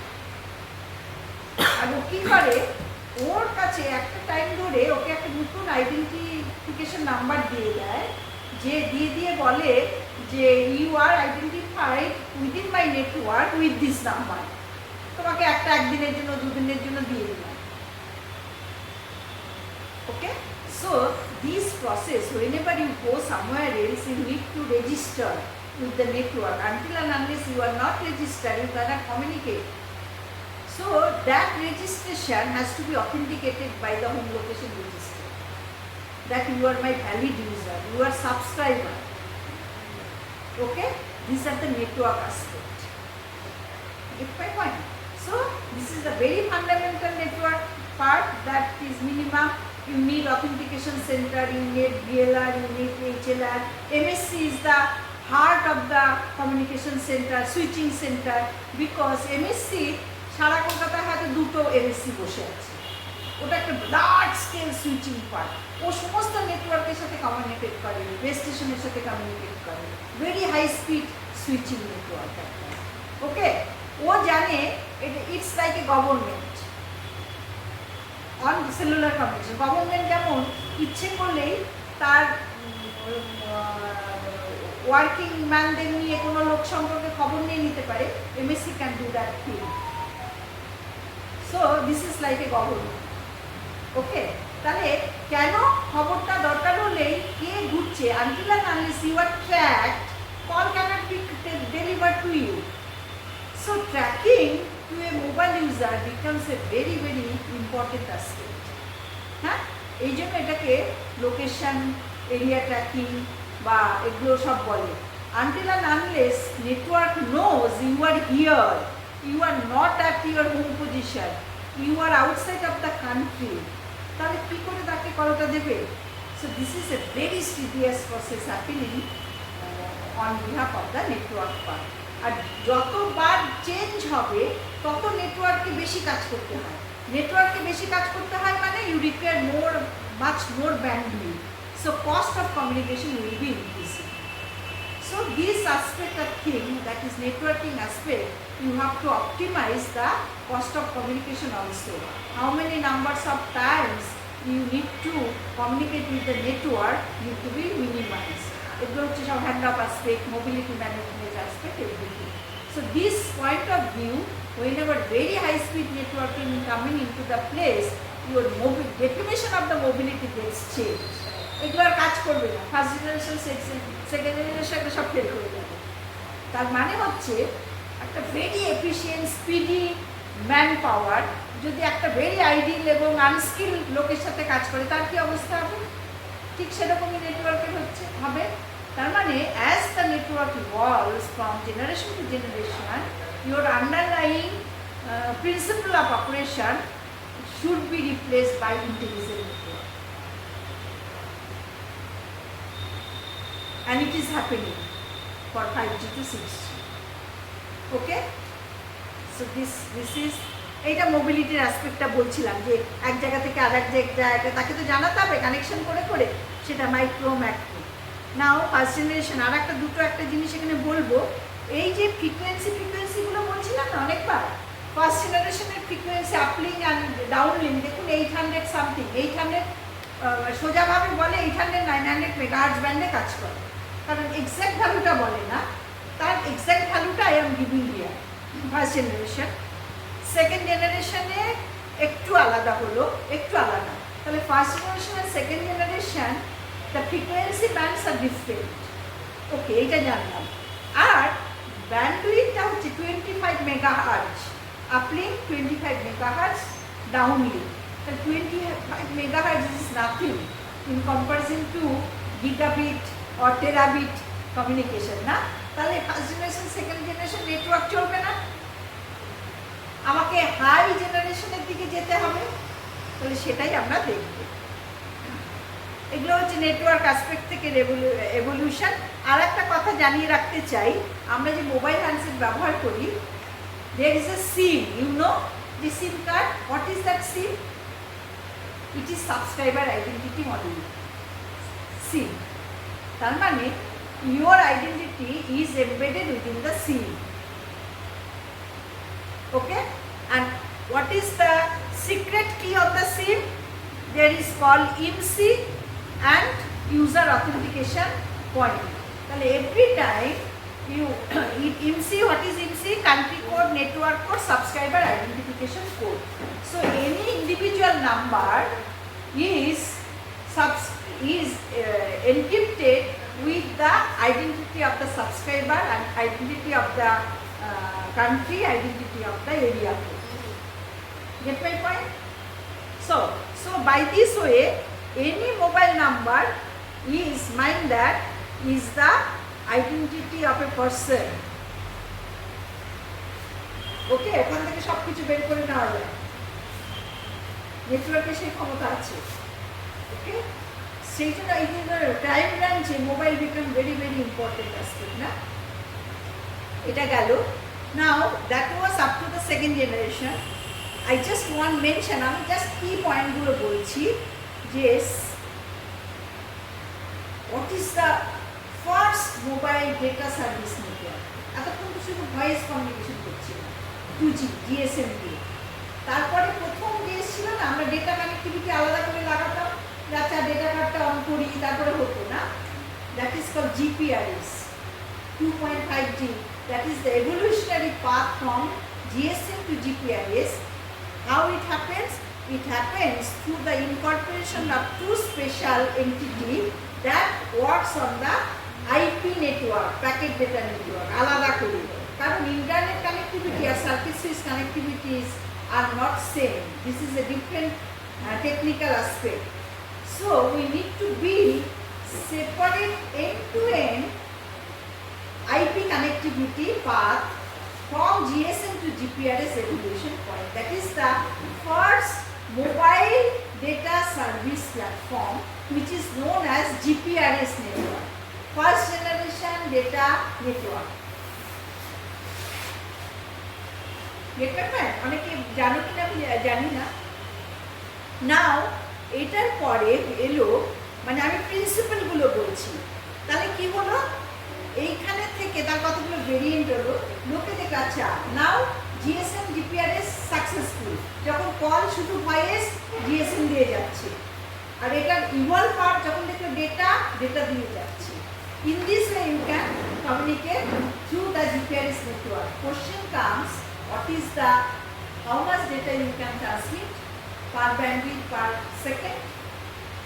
So within the GPRS it is only 140 kbps, not enough. Ultimately, next thinking, just I want to give the thinking process for the evolutionary part. লোকে ভাবলো তাহলে ঠিক আছে, I am the successful one both for circuit voice communication, both for data communication. Now my try should be based on the how I can increase the data rate over the IP package. Get my point? তখন এইটা করতে গেলে একটা clue point, until and unless you make your physical connectivity point wide bandwidth or thing, it cannot be happen. সেই জন্য age, এখন একটা ই বলে আসে না মাঝে মাঝে ডেটা কানেকশনে edge, that comes from age. I am talking about age, which is known as 2.75G, example of enhanced data rate. E stands for enhanced. Enhanced data rate means in GPRS it was 140, in age it is 340. How it comes? Through some special technique for the communication engineers, it is called modulation technique. That modulation technique has to be changed to a certain higher order modulation so that we can get the increased data rate. That is the technique. এর বেশি বোধহয় মানে communication না জানলে ওকে বলা সম্ভব হবে না। ওকে, নাও এইটা থেকে what is call broadband communication. আমরা একটা টার্ম জানি না যে ব্রডব্যান্ড, আমাদের অনেক ছেলে মেয়ে বলতে পারে না যারা ইঞ্জিনিয়ারিং করে ব্রডব্যান্ড কি। It is a connectivity aspect that give you more than 512 kbps data rate. This is by definition happen broadband connectivity. Okay, so broadband connectivity প্রথম আমরা Wi-Fi, WiMAX যেটা obsolete হয়ে গেল, or 3G, 4G, these are all broadband connectivity. Okay, so broad capacity to deliver internet access with a continuous always on connection greater than 512 kbps is known as broadband connection, always on connectivity. Okay, so these always on connectivity, whenever you want to communicate over, it's called the broadband connectivity. তাহলে এইটা করতে গিয়ে, এই broadband connection করতে গিয়ে we come to the technology revolution happened from H to 3G, 2.75G to 3G. You see 2, 2.5, 2.75, then 3. Now 3G, এখানে একটা drastic change হলো. It is no longer based on GSM GPRS path, কারণ আমার ওটা ছিল FDMA TDMA based access. It gets changed completely. That is called wideband CDMA technology. মানে ওই যে ফিজিক্যাল লেয়ার কানেক্টিভিটিটা পুরো, তার মানে কোনো একটা জিনিসের মানে মানে কানেক্টিভিটির পয়েন্ট থেকে আমি এন্টায়ার কানেকশন মেকানিজমটা বাড়িয়ে দেব। That is called CDMA base technology. কি হোয়াট ইজ দ্যাট পার্ট, যে আমার এই ক্যাপাসিটিটা যাতে 384 kbps মুভিং ইউজার পেডিস্ট্রিয়ান থেকে বেড়ে 2 Mbps স্টেশনারি ইউজার এরকম হয়, along with enhanced quality of service support and improved mobility value. Improved mobility মানে আমি জোরে যাচ্ছি তবুও আমার কানেকশন ফেল করছে না, that is call improve mobility. Gate my point? মানে আমি হাই স্পিডের ট্রেনে, আমাদের ট্রেনে 60-70 কিলোমিটারে যাচ্ছি, তখনও যাতে কানেকশনটা থাকে। এখনও তো আমাদের অনেক সময় কানেকশন ফেল করে যায় এই ট্রেনে যেতে গেলে, তার মানে we are not getting actual thing that suppose to happen, তাই না? কিন্তু আমি ঠিক আছে, কিন্তু দিস ইজ ফর ইন্ডিয়া। আমি যারা বাইরে গেছেন, আমেরিকা, অস্ট্রেলিয়াতে কিন্তু দেয়ার ইজ এ রুল যে ওরা যেটাকে টার্গেট করেছে সেটা যদি না হয়, ইউজার্স মে সু দেন, তার জন্য ওকে টাকা দিতে হবে কাস্টমারকে যদি ওটা স্যাটিসফাই না করে। আমরা তো সব কিছু মেনে নিই, পাই না মেনে নিচ্ছি, ঠিক আছে? তো দিস ইজ দ্য থিং।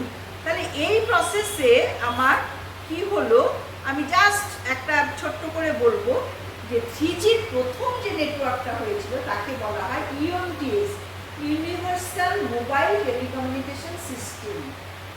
দেখো কথাটা একটু জাস্ট মাইন্ড দ্যাট ইউনিভার্সাল কথাটা এলো। So it is followed by all over the world. Universal mobile telecommunication system based on WCDMA, wideband CDMA. আমি আগেই বললাম CDMA একটা search technology that use some encrypted code, যেটা দিয়ে বোঝা যায় যে একই চ্যানেলটা ব্যবহার করছি। কেন ওয়াইডব্যান্ড? আগেই বললাম যেখানে যেহেতু কোডগুলো আলাদা আলাদা, পুরো এন্টায়ার ব্যান্ডউইথটা আমি করছি। I am not dividing into frequency, I am not dividing into time, but for any frequency, any time, I am getting the entire base with a different code. So that is, it is wideband. So until CDMA wideband technology comes, আমরা ওই video communication এটা ভাবতে পারছিলাম না। তাহলে it becomes successful when wideband CDMA based technology has been implemented. ওকে, তখন আমি video communication করতে পারছি।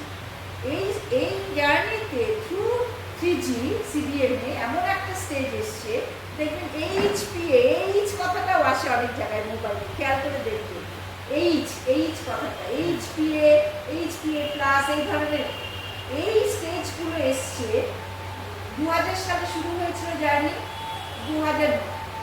2002, 2003, 2004, every year there is a small advancement, and that name is release 6, release 7, release 8.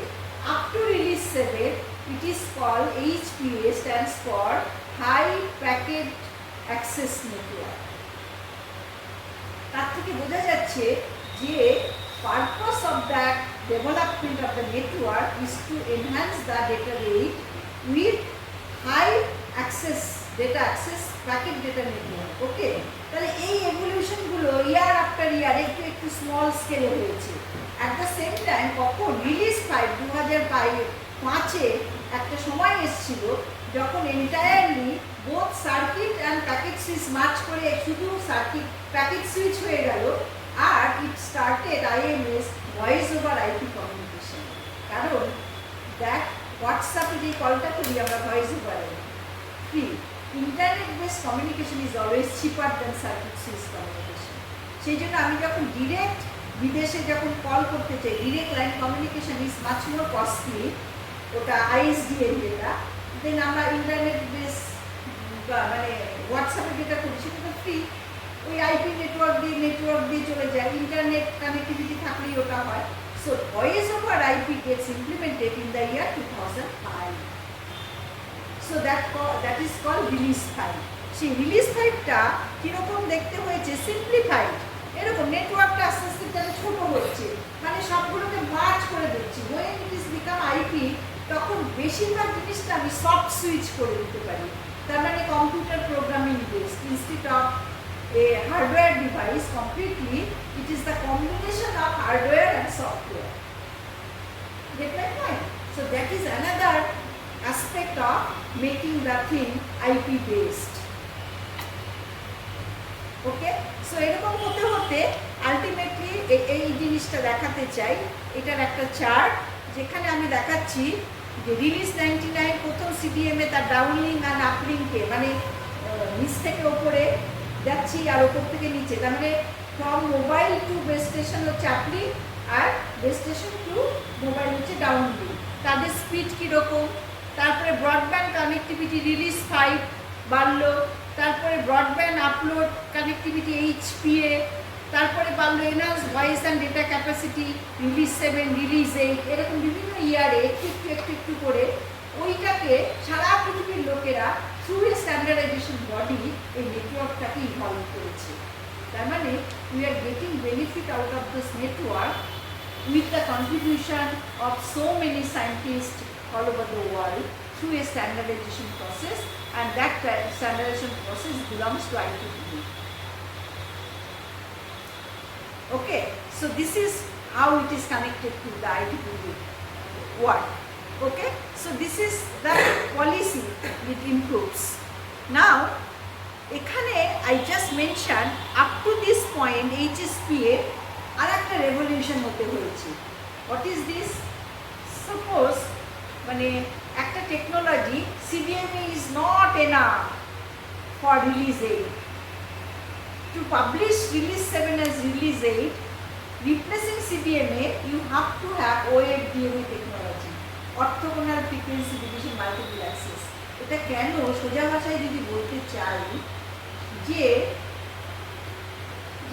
until and unless মানে if I want to send chunk of data over a thing wireless is a very error prone, তাহলে তার যে এরারটা হবে if I segregate the entire bandwidth into sub channel send and then sum up, তাহলে ছোট ছোট চ্যানেলের error অনেক কম হবে। তাহলে OFDM is such technology যে I am using entire bandwidth কিন্তু not at a time, ওটাকে একটু সেগ্রিগেট করেছি আমার পুরোটাই, কিন্তু আমি সেটাকে সেকশন করে করে পাঠাচ্ছি সো দ্যাট এতটা যে ব্যান্ডউইথ ছিল তার যে ডেটা ভলিউম সেটা ওয়্যারলেস চ্যানেলে যে এরারটা প্রডিউস করবে কিন্তু ছোট ছোট করে তারপরে সাম আপ করলাম, তার error production is much less. This process is known as simplify করে বলা যায় OFDMA।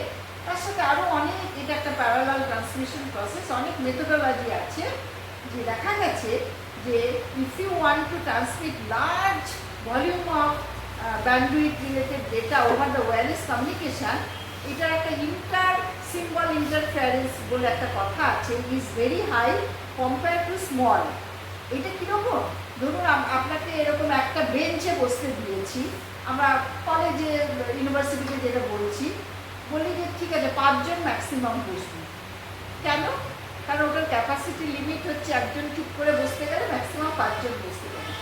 ওখানে যদি 8 জন চাপিয়ে দিই কী হবে? একজন আরেকজনের ঘাড়ে গিয়ে পড়বে, একজনের হাত আরেকজনের গায়ে গিয়ে লাগবে। এইরকম কমিউনিকেশনের ক্ষেত্রেও হয়। ওদের তো একটু একটু করে জায়গা করে 1 and 0 ডেজিগনেট করে দিই, যখন আমি ওটাকে খুব বেশি ব্যান্ডউইথ করে দিই ওদের জায়গাগুলো ভীষণ কমে যায়, একের ঘাড়ে আর একটা করতে থাকে, and that process is known as inter-symbol interference. Okay, এইটা যদি হয়, আমার যদি আইডেন্টিটি গেটস লস্ট, তাহলে তো আমি যা পাঠাচ্ছি সেটাকে চিনতে পারবো না। Get my point? It will be very difficult to retrieve at the receiving end. Get my point? So, এই কেন though mobile technology is very very successful till 2000, but to get it at 2010 and 12 LTE long term evolution এটা আসতে এত সময় লাগলো for successful implementation of OFDM technology, যেটা নিয়ে কথাটা বললাম। এইটার যা প্রিন্সিপাল অফ ইমপ্লিমেন্টেশন কাজ, এইটা করতে অনেকটা সময় লেগে গেছে। Until we solve that problem and implementation, the success of long-term evolution LTE, which is synonymous term for 4G mobile wireless network, এটা successful হতে পারছিল না। বুঝে গেছে? এইটা থেকে আমি অনেকটা দূরে গেছি। OFDM ওগুলো আর বলার দরকার নেই, আমি যাচ্ছি একটা জায়গায় যে মানে 4G LTE যেটা নাকি 1 Gbps ডেটা রেট আর 30 Mbps পার হার্জ হচ্ছে স্পেকট্রাল এফিসিয়েন্সি ডিজায়ার করে, সেইটাকে সাকসেসফুল হতে গেলে আমি এখানে কতগুলো টেকনোলজি পয়েন্ট জানিয়েছি। That is call carrier aggregation, multiple input multiple output, CoMP, হ্যাঁ, কোঅপারেটিভ রিলে, এই যে জিনিসগুলো, এইগুলো এক একটা typical technology to solve a particular direction. Carrier aggregation what is mean, আমি এক্সাম্পল দিতে পারি। আমার কাছে সাফিসিয়েন্ট চ্যানেল নেই, আমি আর একটা চ্যানেল নিয়ে তার থেকে ধার করে চ্যানেলের ক্যাপাসিটি বাড়াতে পারি। This is call carrier aggregation. Okay, I can merge available carriers from different that are available. This is called carrier aggregation to enhance the capacity. Another বলছি আগেই বলেছি মাল্টিপল ইনপুট মাল্টিপল আউটপুট, যে অনেক একটা pipe দেওয়ার বদলে অনেকগুলো pipe ready করে দিলাম, তাহলে একসাথে অনেকগুলো যাবে অ্যান্ড সাম আপ করবে। তারপরে ক্যারিয়ার অ্যাগ্রিগেশন, আরেকটা হচ্ছে কোঅপারেটিভ কমিউনিকেশন। মানে ও কী করছে, যখন বেস স্টেশনগুলো কমিউনিকেট করছে, they are cooperating each other with the information. মানে আমার কাছে কোন চ্যানেল অ্যাভেলেবেল, কাকে ক্যারিয়ার ইন্ডিকেট করতে পারি, কী করি, আমি যদি 3-4 জনের কমিউনিকেশনের উপর বেস করে একটা ডিসিশন নিই, than a single communication, then the core communicating base station will give you the global view of the network than the single. So when you are cooperating with each other, your decision will be much more perfect.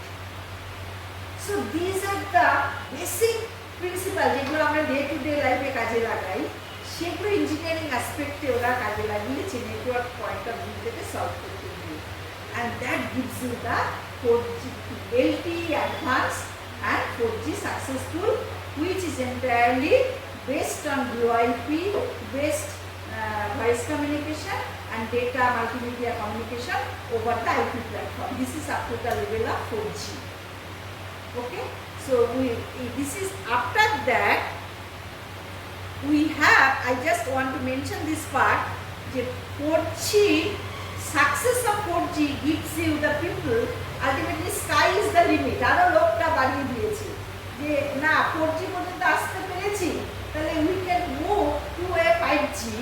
Every 10 years একটা করে গ্যাপে ওইটা ভাবতে থাকে যে what is the যে 5G technology of wireless builds upon the foundation laid by its predecessor 4G network. It delivers even faster data speed, lower latency and unprecedented connectivity. This is most important. মানে 4G connectivity তাও কোথায় কোথায় gap হতে পারে, বলছে 5G তে continuous connectivity, মানে আমি মিস করতে চাই না, অলওয়েজ অন, আরও হাই স্পিড, আরও ডেটা রেটটা বাড়াই। এই হিসেবে 4G থেকে ও 100 টাইমস ডেটা রেট বাড়াতে চাইছে।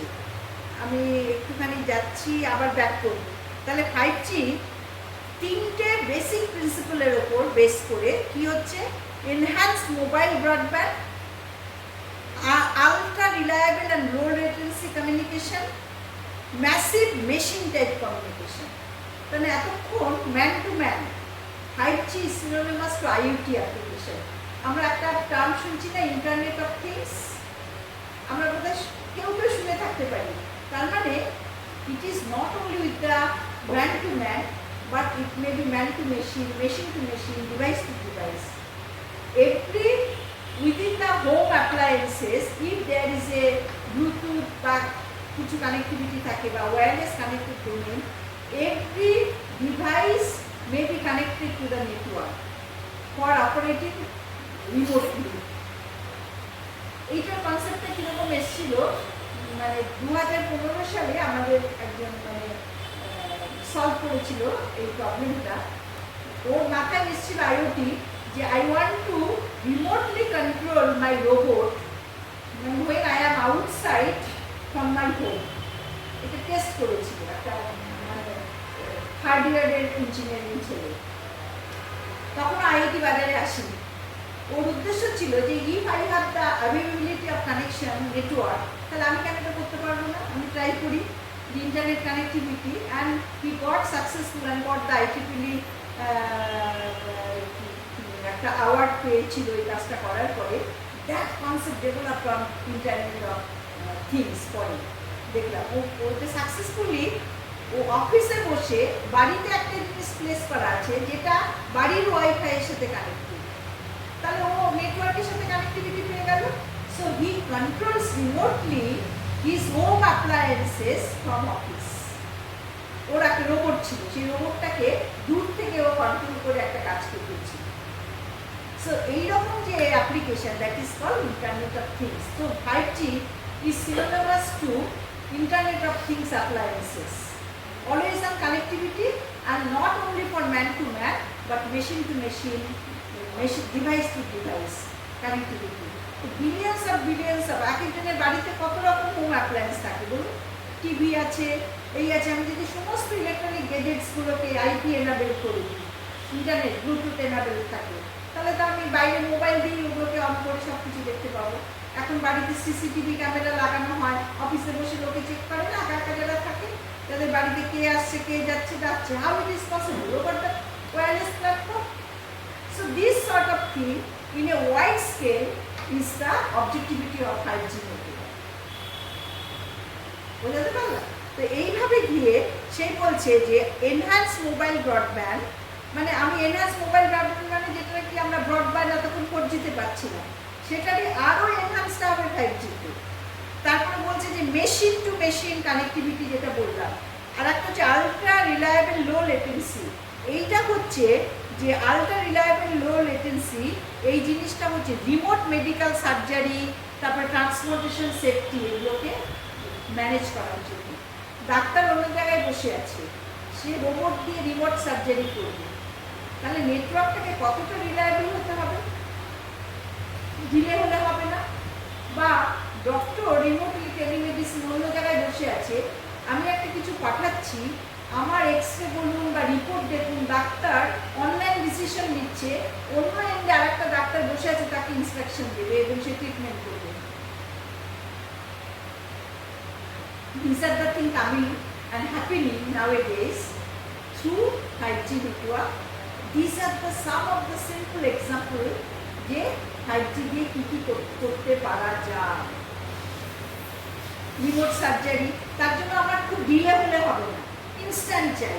তার মানে দুজন ব্যক্তি সিচুয়েটিং অ্যাট দ্য ডিস্টেন্স এন্ড, দুটো এফিশিয়েন্ট স্কিল ডক্টর, একজন আমেরিকাতেও থাকতে পারে, একজন ইন্ডিয়াতে থাকতে পারে, তারা এই নেটওয়ার্কের হেল্প নিয়ে অপারেশন বা instant emergency services, medical service provide করতে চাইছে। তাহলে এটা যদি সাকসেসফুল হয় তাহলে তো আমাদের মানে ভেরি মানে কি বলবো স্কিলড ডক্টরস যে স্ক্যারসিটি সেটা তো থাকবে না, সেটা আমরা অ্যাভেল করতে পারি। দেবী সেটি তো অলরেডি প্রচুর হার্ট সার্জারিতে এইসব করছে অলরেডি বিভিন্ন জায়গাতে। এই অবশ্য ভিডিও কনফারেন্সিং, কিন্তু video conferencing maybe over the mobile platform may happen, তখন 5G লাগবে। ওনার ডেডিকেটেড নেটওয়ার্ক আছে ভিডিও কনফারেন্সিংয়ে, সেইভাবে উনি করেন, কিন্তু in future it will come through mobile handset, that is 5G. Okay, now we are ending almost end point. ইন্ডিয়ার পার্সপেক্টিভে বলা হচ্ছে যে ইন্ডিয়াতে 5G সার্ভিস চালু হচ্ছে both from Jio and Airtel, and BSNL এইটাতে নেমে পড়েছে। কোন কোন frequency, less than 1 GHz, less 20 GHz এর নিচে এটা ইন্ডিয়া অপশন করেছে, because frequency spectrum is huge cost. মানে একমাত্র জিও এটাকে সাস্টেন করতে পেরেছে, অন্যরা পাচ্ছেই না, এতটা দাম, মানে কোটি কোটি কোটি টাকা, মানে পাচ্ছে না কমপ্লিট করতে। এই অবস্থায় যে স্ট্র্যাটেজি জিও এবং এয়ারটেল 5G সার্ভিস স্টার্টেড করেছে, in which 700 MHz and 3500 MHz এই ব্যান্ডউইথটা ওরা কিনতে পেরেছে। 700 MHz একটা ব্যান্ডউইথ, 3500 এটা জিও কিনেছে। অবভিয়াসলি 700 এয়ারটেল ওরা ওই কমের দিকে কিনেছে, একমাত্র জিও এই ব্যান্ডউইথটা কিনেছে, যার দাম হচ্ছে মানে বলেন লক্ষ কোটি টাকা নাকি এরকম শুনেছি। হ্যাঁ, এইটা কিনে এখান থেকে তো বিজনেস পয়েন্ট অফ ভিউতে তুলতে হবে ওদের টাকা নেই, ultimately it has to earn through business. তাহলে কি হচ্ছে 5G some of the useful application on 5G platform. তাহলে এইটা একমাত্র remote health care, remote education, remote surgery, আরও অনেক কিছু। এগুলোতে আমাকে যদি পুরো কম্প্যাটেবল করে দিতে পারি তবে এই টাকাটা আসবে, বিজনেসটা আসবে। So they are thinking, India government is planning to train and engage people all over the world to get some of the useful business model. তবে টাকাটা ইনভেস্ট করবে, ঠিক আছে? হয়েছে। তাহলে 5Gর একটা জাস্ট পয়েন্ট আমি বলতে চাই যে what is call the how it is possible massive MIMO. তার মানে তার ছবিটা দিচ্ছি, এই যে এখানে একটা দেখানো হয়েছে, এটা এরিকসন অ্যাপ্লাই করেছে। এটা ওপরে ঢাকা, মনে হচ্ছে ফ্ল্যাট সার্ফেস, ভেতরে অসংখ্য অ্যান্টেনা অ্যাড আছে, ঠিক আছে? অ্যান্ড 64/100/100, 64/64 এরকম অ্যারে অফ অ্যান্টেনাস। তার মানে তার বিম ফর্মিংটা পার্টিকুলার একটা দিকে যে এন্ড টু এন্ড, তার মানে 2 antenna massive MIMO they are building wireless link like wired communication. আমার একটা তার থাকলে যা হতো সেটা wirelessly massive MIMO beam forming করে লিঙ্কটাকে তৈরি করে দিচ্ছে। This is the philosophy. I mean, I have this technology that can steer the beam point to point. It will behave like a dedicated wired line communication. So this is the principle of communication for 5G. Okay? Now what is then 6G? Will 6G replace 5G? Actually, the leapfrog from 4G to 5G is huge. সেই জন্য 5G deploy করতে it needs sufficient time. But when 5G network is already ready, 6G, half work of the 6G will be done, and 6G will be benefited. Only the selection of the frequency band, যেটা নাকি ওই 300, 400 or terahertz রেঞ্জে চলে যাবে, তার জন্য ওটা করলে কি হচ্ছে 5G যে একটা আমার 100 GHz আর 10 GHz ম্যাক্সিমাম ফ্রিকোয়েন্সি রেঞ্জে কাজ করে ব্যান্ডউইথ 1 GHz থেকে 100 GHz, এর speed of communication will be huge. তাহলে কি বলছে? ইট is not practical to have every device using 6G technology, and such as 6G technology is tipped to be reserved for business, military and industrial sector, powering only some consumer uses such as immersive entertainment. তার মানে আমি এটা আমেরিকাতে এবার গিয়ে দেখে এসেছি, ওরা অলরেডি বানিয়েছে, মানে অগমেন্টেড আর ভার্চুয়াল রিয়ালিটি বলে দুটো কথা শুনি। অগমেন্ট মানে যেটা নাকি অ্যাকচুয়ালি নয়, তাকে আমি ডিজিটাল টেকনোলজি দিয়ে আরেকটু এনহান্স করেছি। আর ভার্চুয়াল মানে নেই, আমি সিমুলেশন এনভায়রনমেন্ট দিয়ে এমন বানিয়েছি যে আমি ওটা দেখছি চোখে, ওইটা পড়লে, জিনিসটা পড়লে আমি সেটা দেখছি, এই জিনিসটা আমি দেখে এলাম। হ্যাঁ, তাহলে এই যে এগুলো তো নেটওয়ার্কের ওপর থেকে ট্রান্সমিট করতে হবে। তাহলে এই ধরনের enhance virtual augmented reality immersive solution that will be coming into the market for business purpose over 6G, তার জন্য হিউজ ব্যান্ডউইথ দরকার। তাহলে সেই ব্যান্ডউইথটা করতে গিয়ে আসবে মিলিমিটার ওয়েভ কমিউনিকেশন, যেটা স্যার জেসি বোস অত বছর আগে আবিষ্কার করেছিলেন। মিলিমিটার মানে আমার ফ্রিকুয়েন্সিটা অনেক হাই, ল্যামডা C/8 ওটা অনেক কম হবে, করে ডিভাইসের সাইজ অনেক ছোট হয়ে যাবে, অল্প কম জায়গার মধ্যে থেকে কম্প্যাক্ট বিল্ড করতে পারবো, আর হিউজ ব্যান্ডউইথ থাকবে তার চ্যানেলটাকে তৈরি করার জন্য। That is the biggest part of the millimeter wave communication. Okay, so 6G coming into the place, and obviously there is a particular difference between 5G and 6G. 6G will be powered by artificial intelligence, AIML. আমরা অনেকেই এখন শুনছি সবাই AIML model, machine learning AIML. 6G will be integrated with the intelligent AIML model to get, because আমি আগেই বললাম 6G আর massive মাইমো থাকবে না, ইন্টেলিজেন্স সার্ভিস। সেই সার্ভিসটা এমন একটা যে ওকে কোড লিখলেই আমার যেটা ডিজায়ার সেটা ও জেনারেট করে দেবে। তাহলে সেই কোডটা লিখতে পারে একমাত্র intelligent algorithm. That is Y AIML will be integrated into the 6G interface. A final. So these are some of the few requirements: latency, spectral efficiency, quick data rate, etc. Reliability. Reliability-টা বলছে 100% almost. 99.99999. Almost 100%. Now reliability means no failure of communication. This is called reliability. So if you get the 100% communication link, that is most reliable and always on connectivity.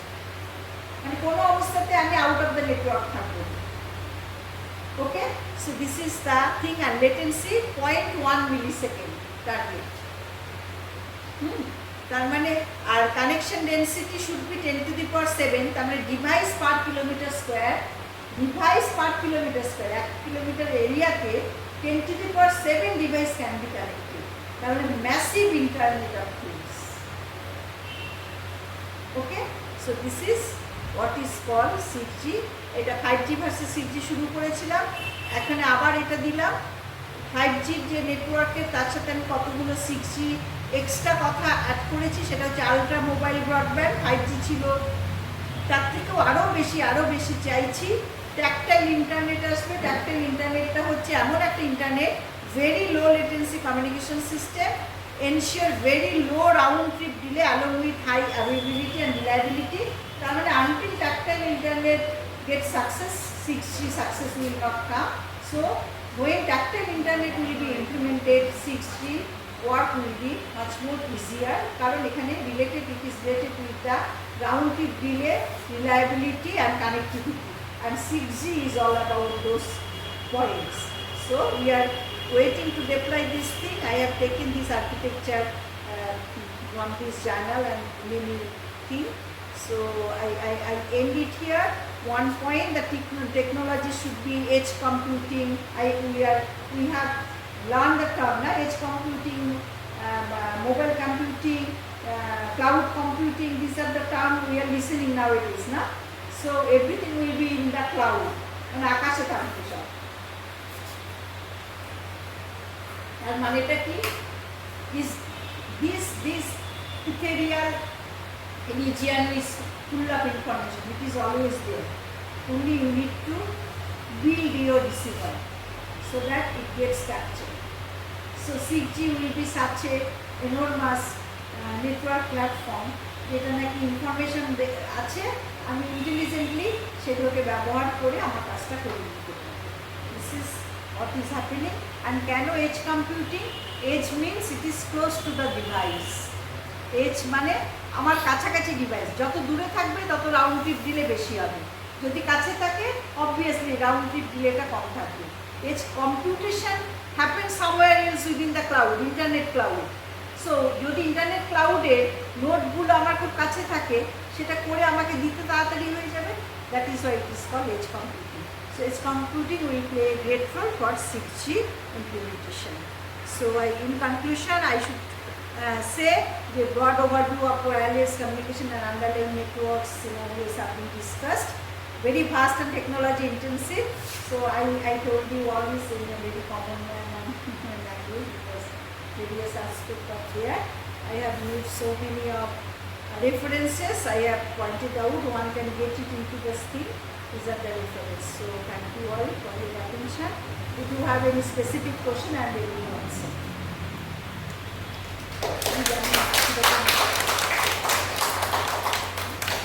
কিছু বোঝা গেছে?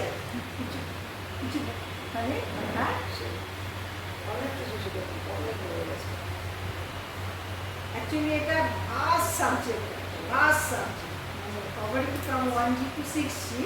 এটার পেছনে যে কি, আমি একদম মানে সোজাভাবে যেটা বোঝা যায়, অনেকে জিজ্ঞেস করে তো 5G 6G কি আসছে, কীরকম কী, এই technology aspect is very huge. ওটা ইঞ্জিনিয়াররা করবে, বা যারা এই লাইনে কমিউনিকেশন ইঞ্জিনিয়ার বা রিসার্চ করছে, they should know that part. কিন্তু কমন ম্যানের জন্য হোয়াট ইজ হ্যাপেনিং হিয়ার, এটা এইভাবে জানলেই হয়ে মানে বলার জন্য বলছি। যদি কোনো স্পেসিফিক কারো কিছু জানার থাকে। What is the beauty between 1G and continuity of the number of 5G, 6G, 7G, 8? What would be the beauty? What would be the demand? Oh, only increasing the speed of communication and enhancing the broadband communication based on internet platform. That is the journey. That is the, and where will be the end? Nobody knows. No, but after 6G we may think on 7G also, because 6G will be space related application. So space related application will be there over 6G. তখন ওখানে যদি কিছু failure হয় তখন লোকে ভাববে 7G তখন ওটাকে সলভ করতে। Actually every development happen through demand, through our requirement. Is there any concept will be coming in future? Hybrid concept. Hybrid means, yes, the real communications is going in between. Something will be added which will help. So incremental within the 10 years span, every time there is incremental enhancement happening. Then realizes after 10-12 years, one generation is realized. So when 10 years back 5G started its journey, already people are planning for 6G. So that is why 5G need to be deployed all over the India and all. Some of the Europe, America, Australia, Korea, এগুলো 5G অনেকটা এসে গেছে, China, কিন্তু তার মধ্যে intelligence সার্ভিসটা design করে ফেলেছে। This is the biggest breakthrough for 6G. And what I feel that the sensing is working in between. Yeah, sensing. Sensing. Yeah. That means the animal, plant, human beings and the space. Everybody is just sensing for the survival. Actually, IoT means there is a part which needs sensing, because device to device communication, device মানুষের মতো তো ওই আমাদের sensing organ দিয়ে কিছু sense করছে না।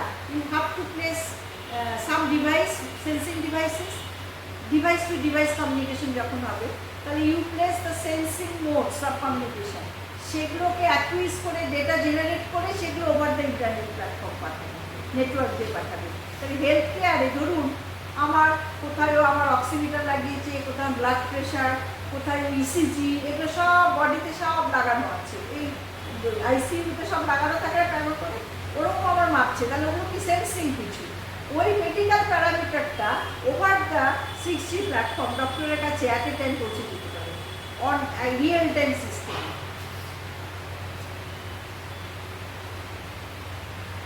Well, there's an end.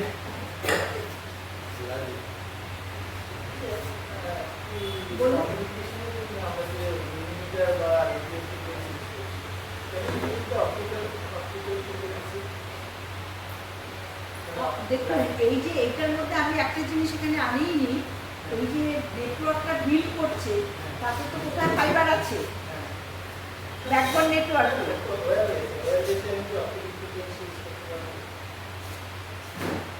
সেইটা মানে ওয়্যারলেস না, ওয়্যারলেসের ওখানে অপটিক্যাল আসেনি, টেরাহার্টজ রেঞ্জে তো অপটিক্যালের কথা ভাবছে, সেটাই 6Gতে আসবে, কিন্তু অপটিক্যালটা দিয়ে করছে ব্যাকবোন নেটওয়ার্কটা, ব্যাকবোনটা অপটিক্যাল হচ্ছে। ধরুন এই 5Gতেই fixed wireless access network Jio implement করেছে অনেক জায়গায় ওই ডেটা রেটটা দেওয়ার জন্য, ওটা কিন্তু purely based on optical fibre. Last মাইলটা আপনার ওয়্যারলেস হচ্ছে, লাস্ট মাইলটা আমার মানে মেশিন তো ওখানে যাচ্ছে, কিন্তু ব্যাকবোনটা একটা আর্কিটেকচার লাগবে, সেই ব্যাকবোন আর্কিটেকচারটা কিন্তু অপটিক্যাল নেটওয়ার্ক দিয়ে যাচ্ছে।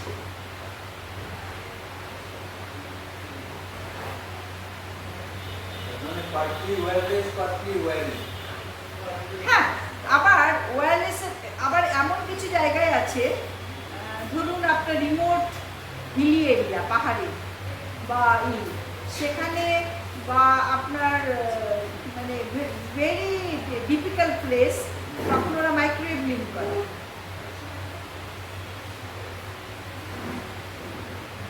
এবার একটা দেখলাম ওই লে অ্যান্ড লাদাখে, এটা আমাদের সার্কুলেটেড এসছিল, ওর নামটা কি, ওই 3 ইডিয়টসের ওই ওয়াংচু, ওরকম একটু সায়েন্টিস্ট ওখানে আছে তো লে লাদাখে, ওয়াংচুর একটা করলাম, ওদের রিমোট এরিয়াতে স্কুলগুলোতে বেস স্টেশনগুলো শীতকালে কাজ টাজ করে না, নষ্ট হয়ে যায়, তখন ইন্টারনেট কানেক্টিভিটি নষ্ট হয়ে যায়। ওইটাকে ওই ভদ্রলোক, ওই ওয়াংচু, যিনি অনেক পেটেন্ট আছে, ওনার সলভ করেছেন একটা অপটিক্যাল ফাইবার কমিউনিকেশন লাইফাই দিয়ে উনি সলভ করেছেন। একটা ভিলেজ থেকে আর একটা ভিলেজে কমিউনিকেশন করে উনি দেখালেন। ভালো লেগেছে দেখতে। আচ্ছা, এবার আমি একটা রিকোয়েস্ট করছি, আবার ডিউরিং ডিসকাশন করতে হবে, যেমন যেখানে ডিউরিং দ্য থিং, হ্যাঁ, আমরা থিং ব্রেকের সময় আরও তো হয়তো প্রশ্ন হবে, তাই ভাবছি।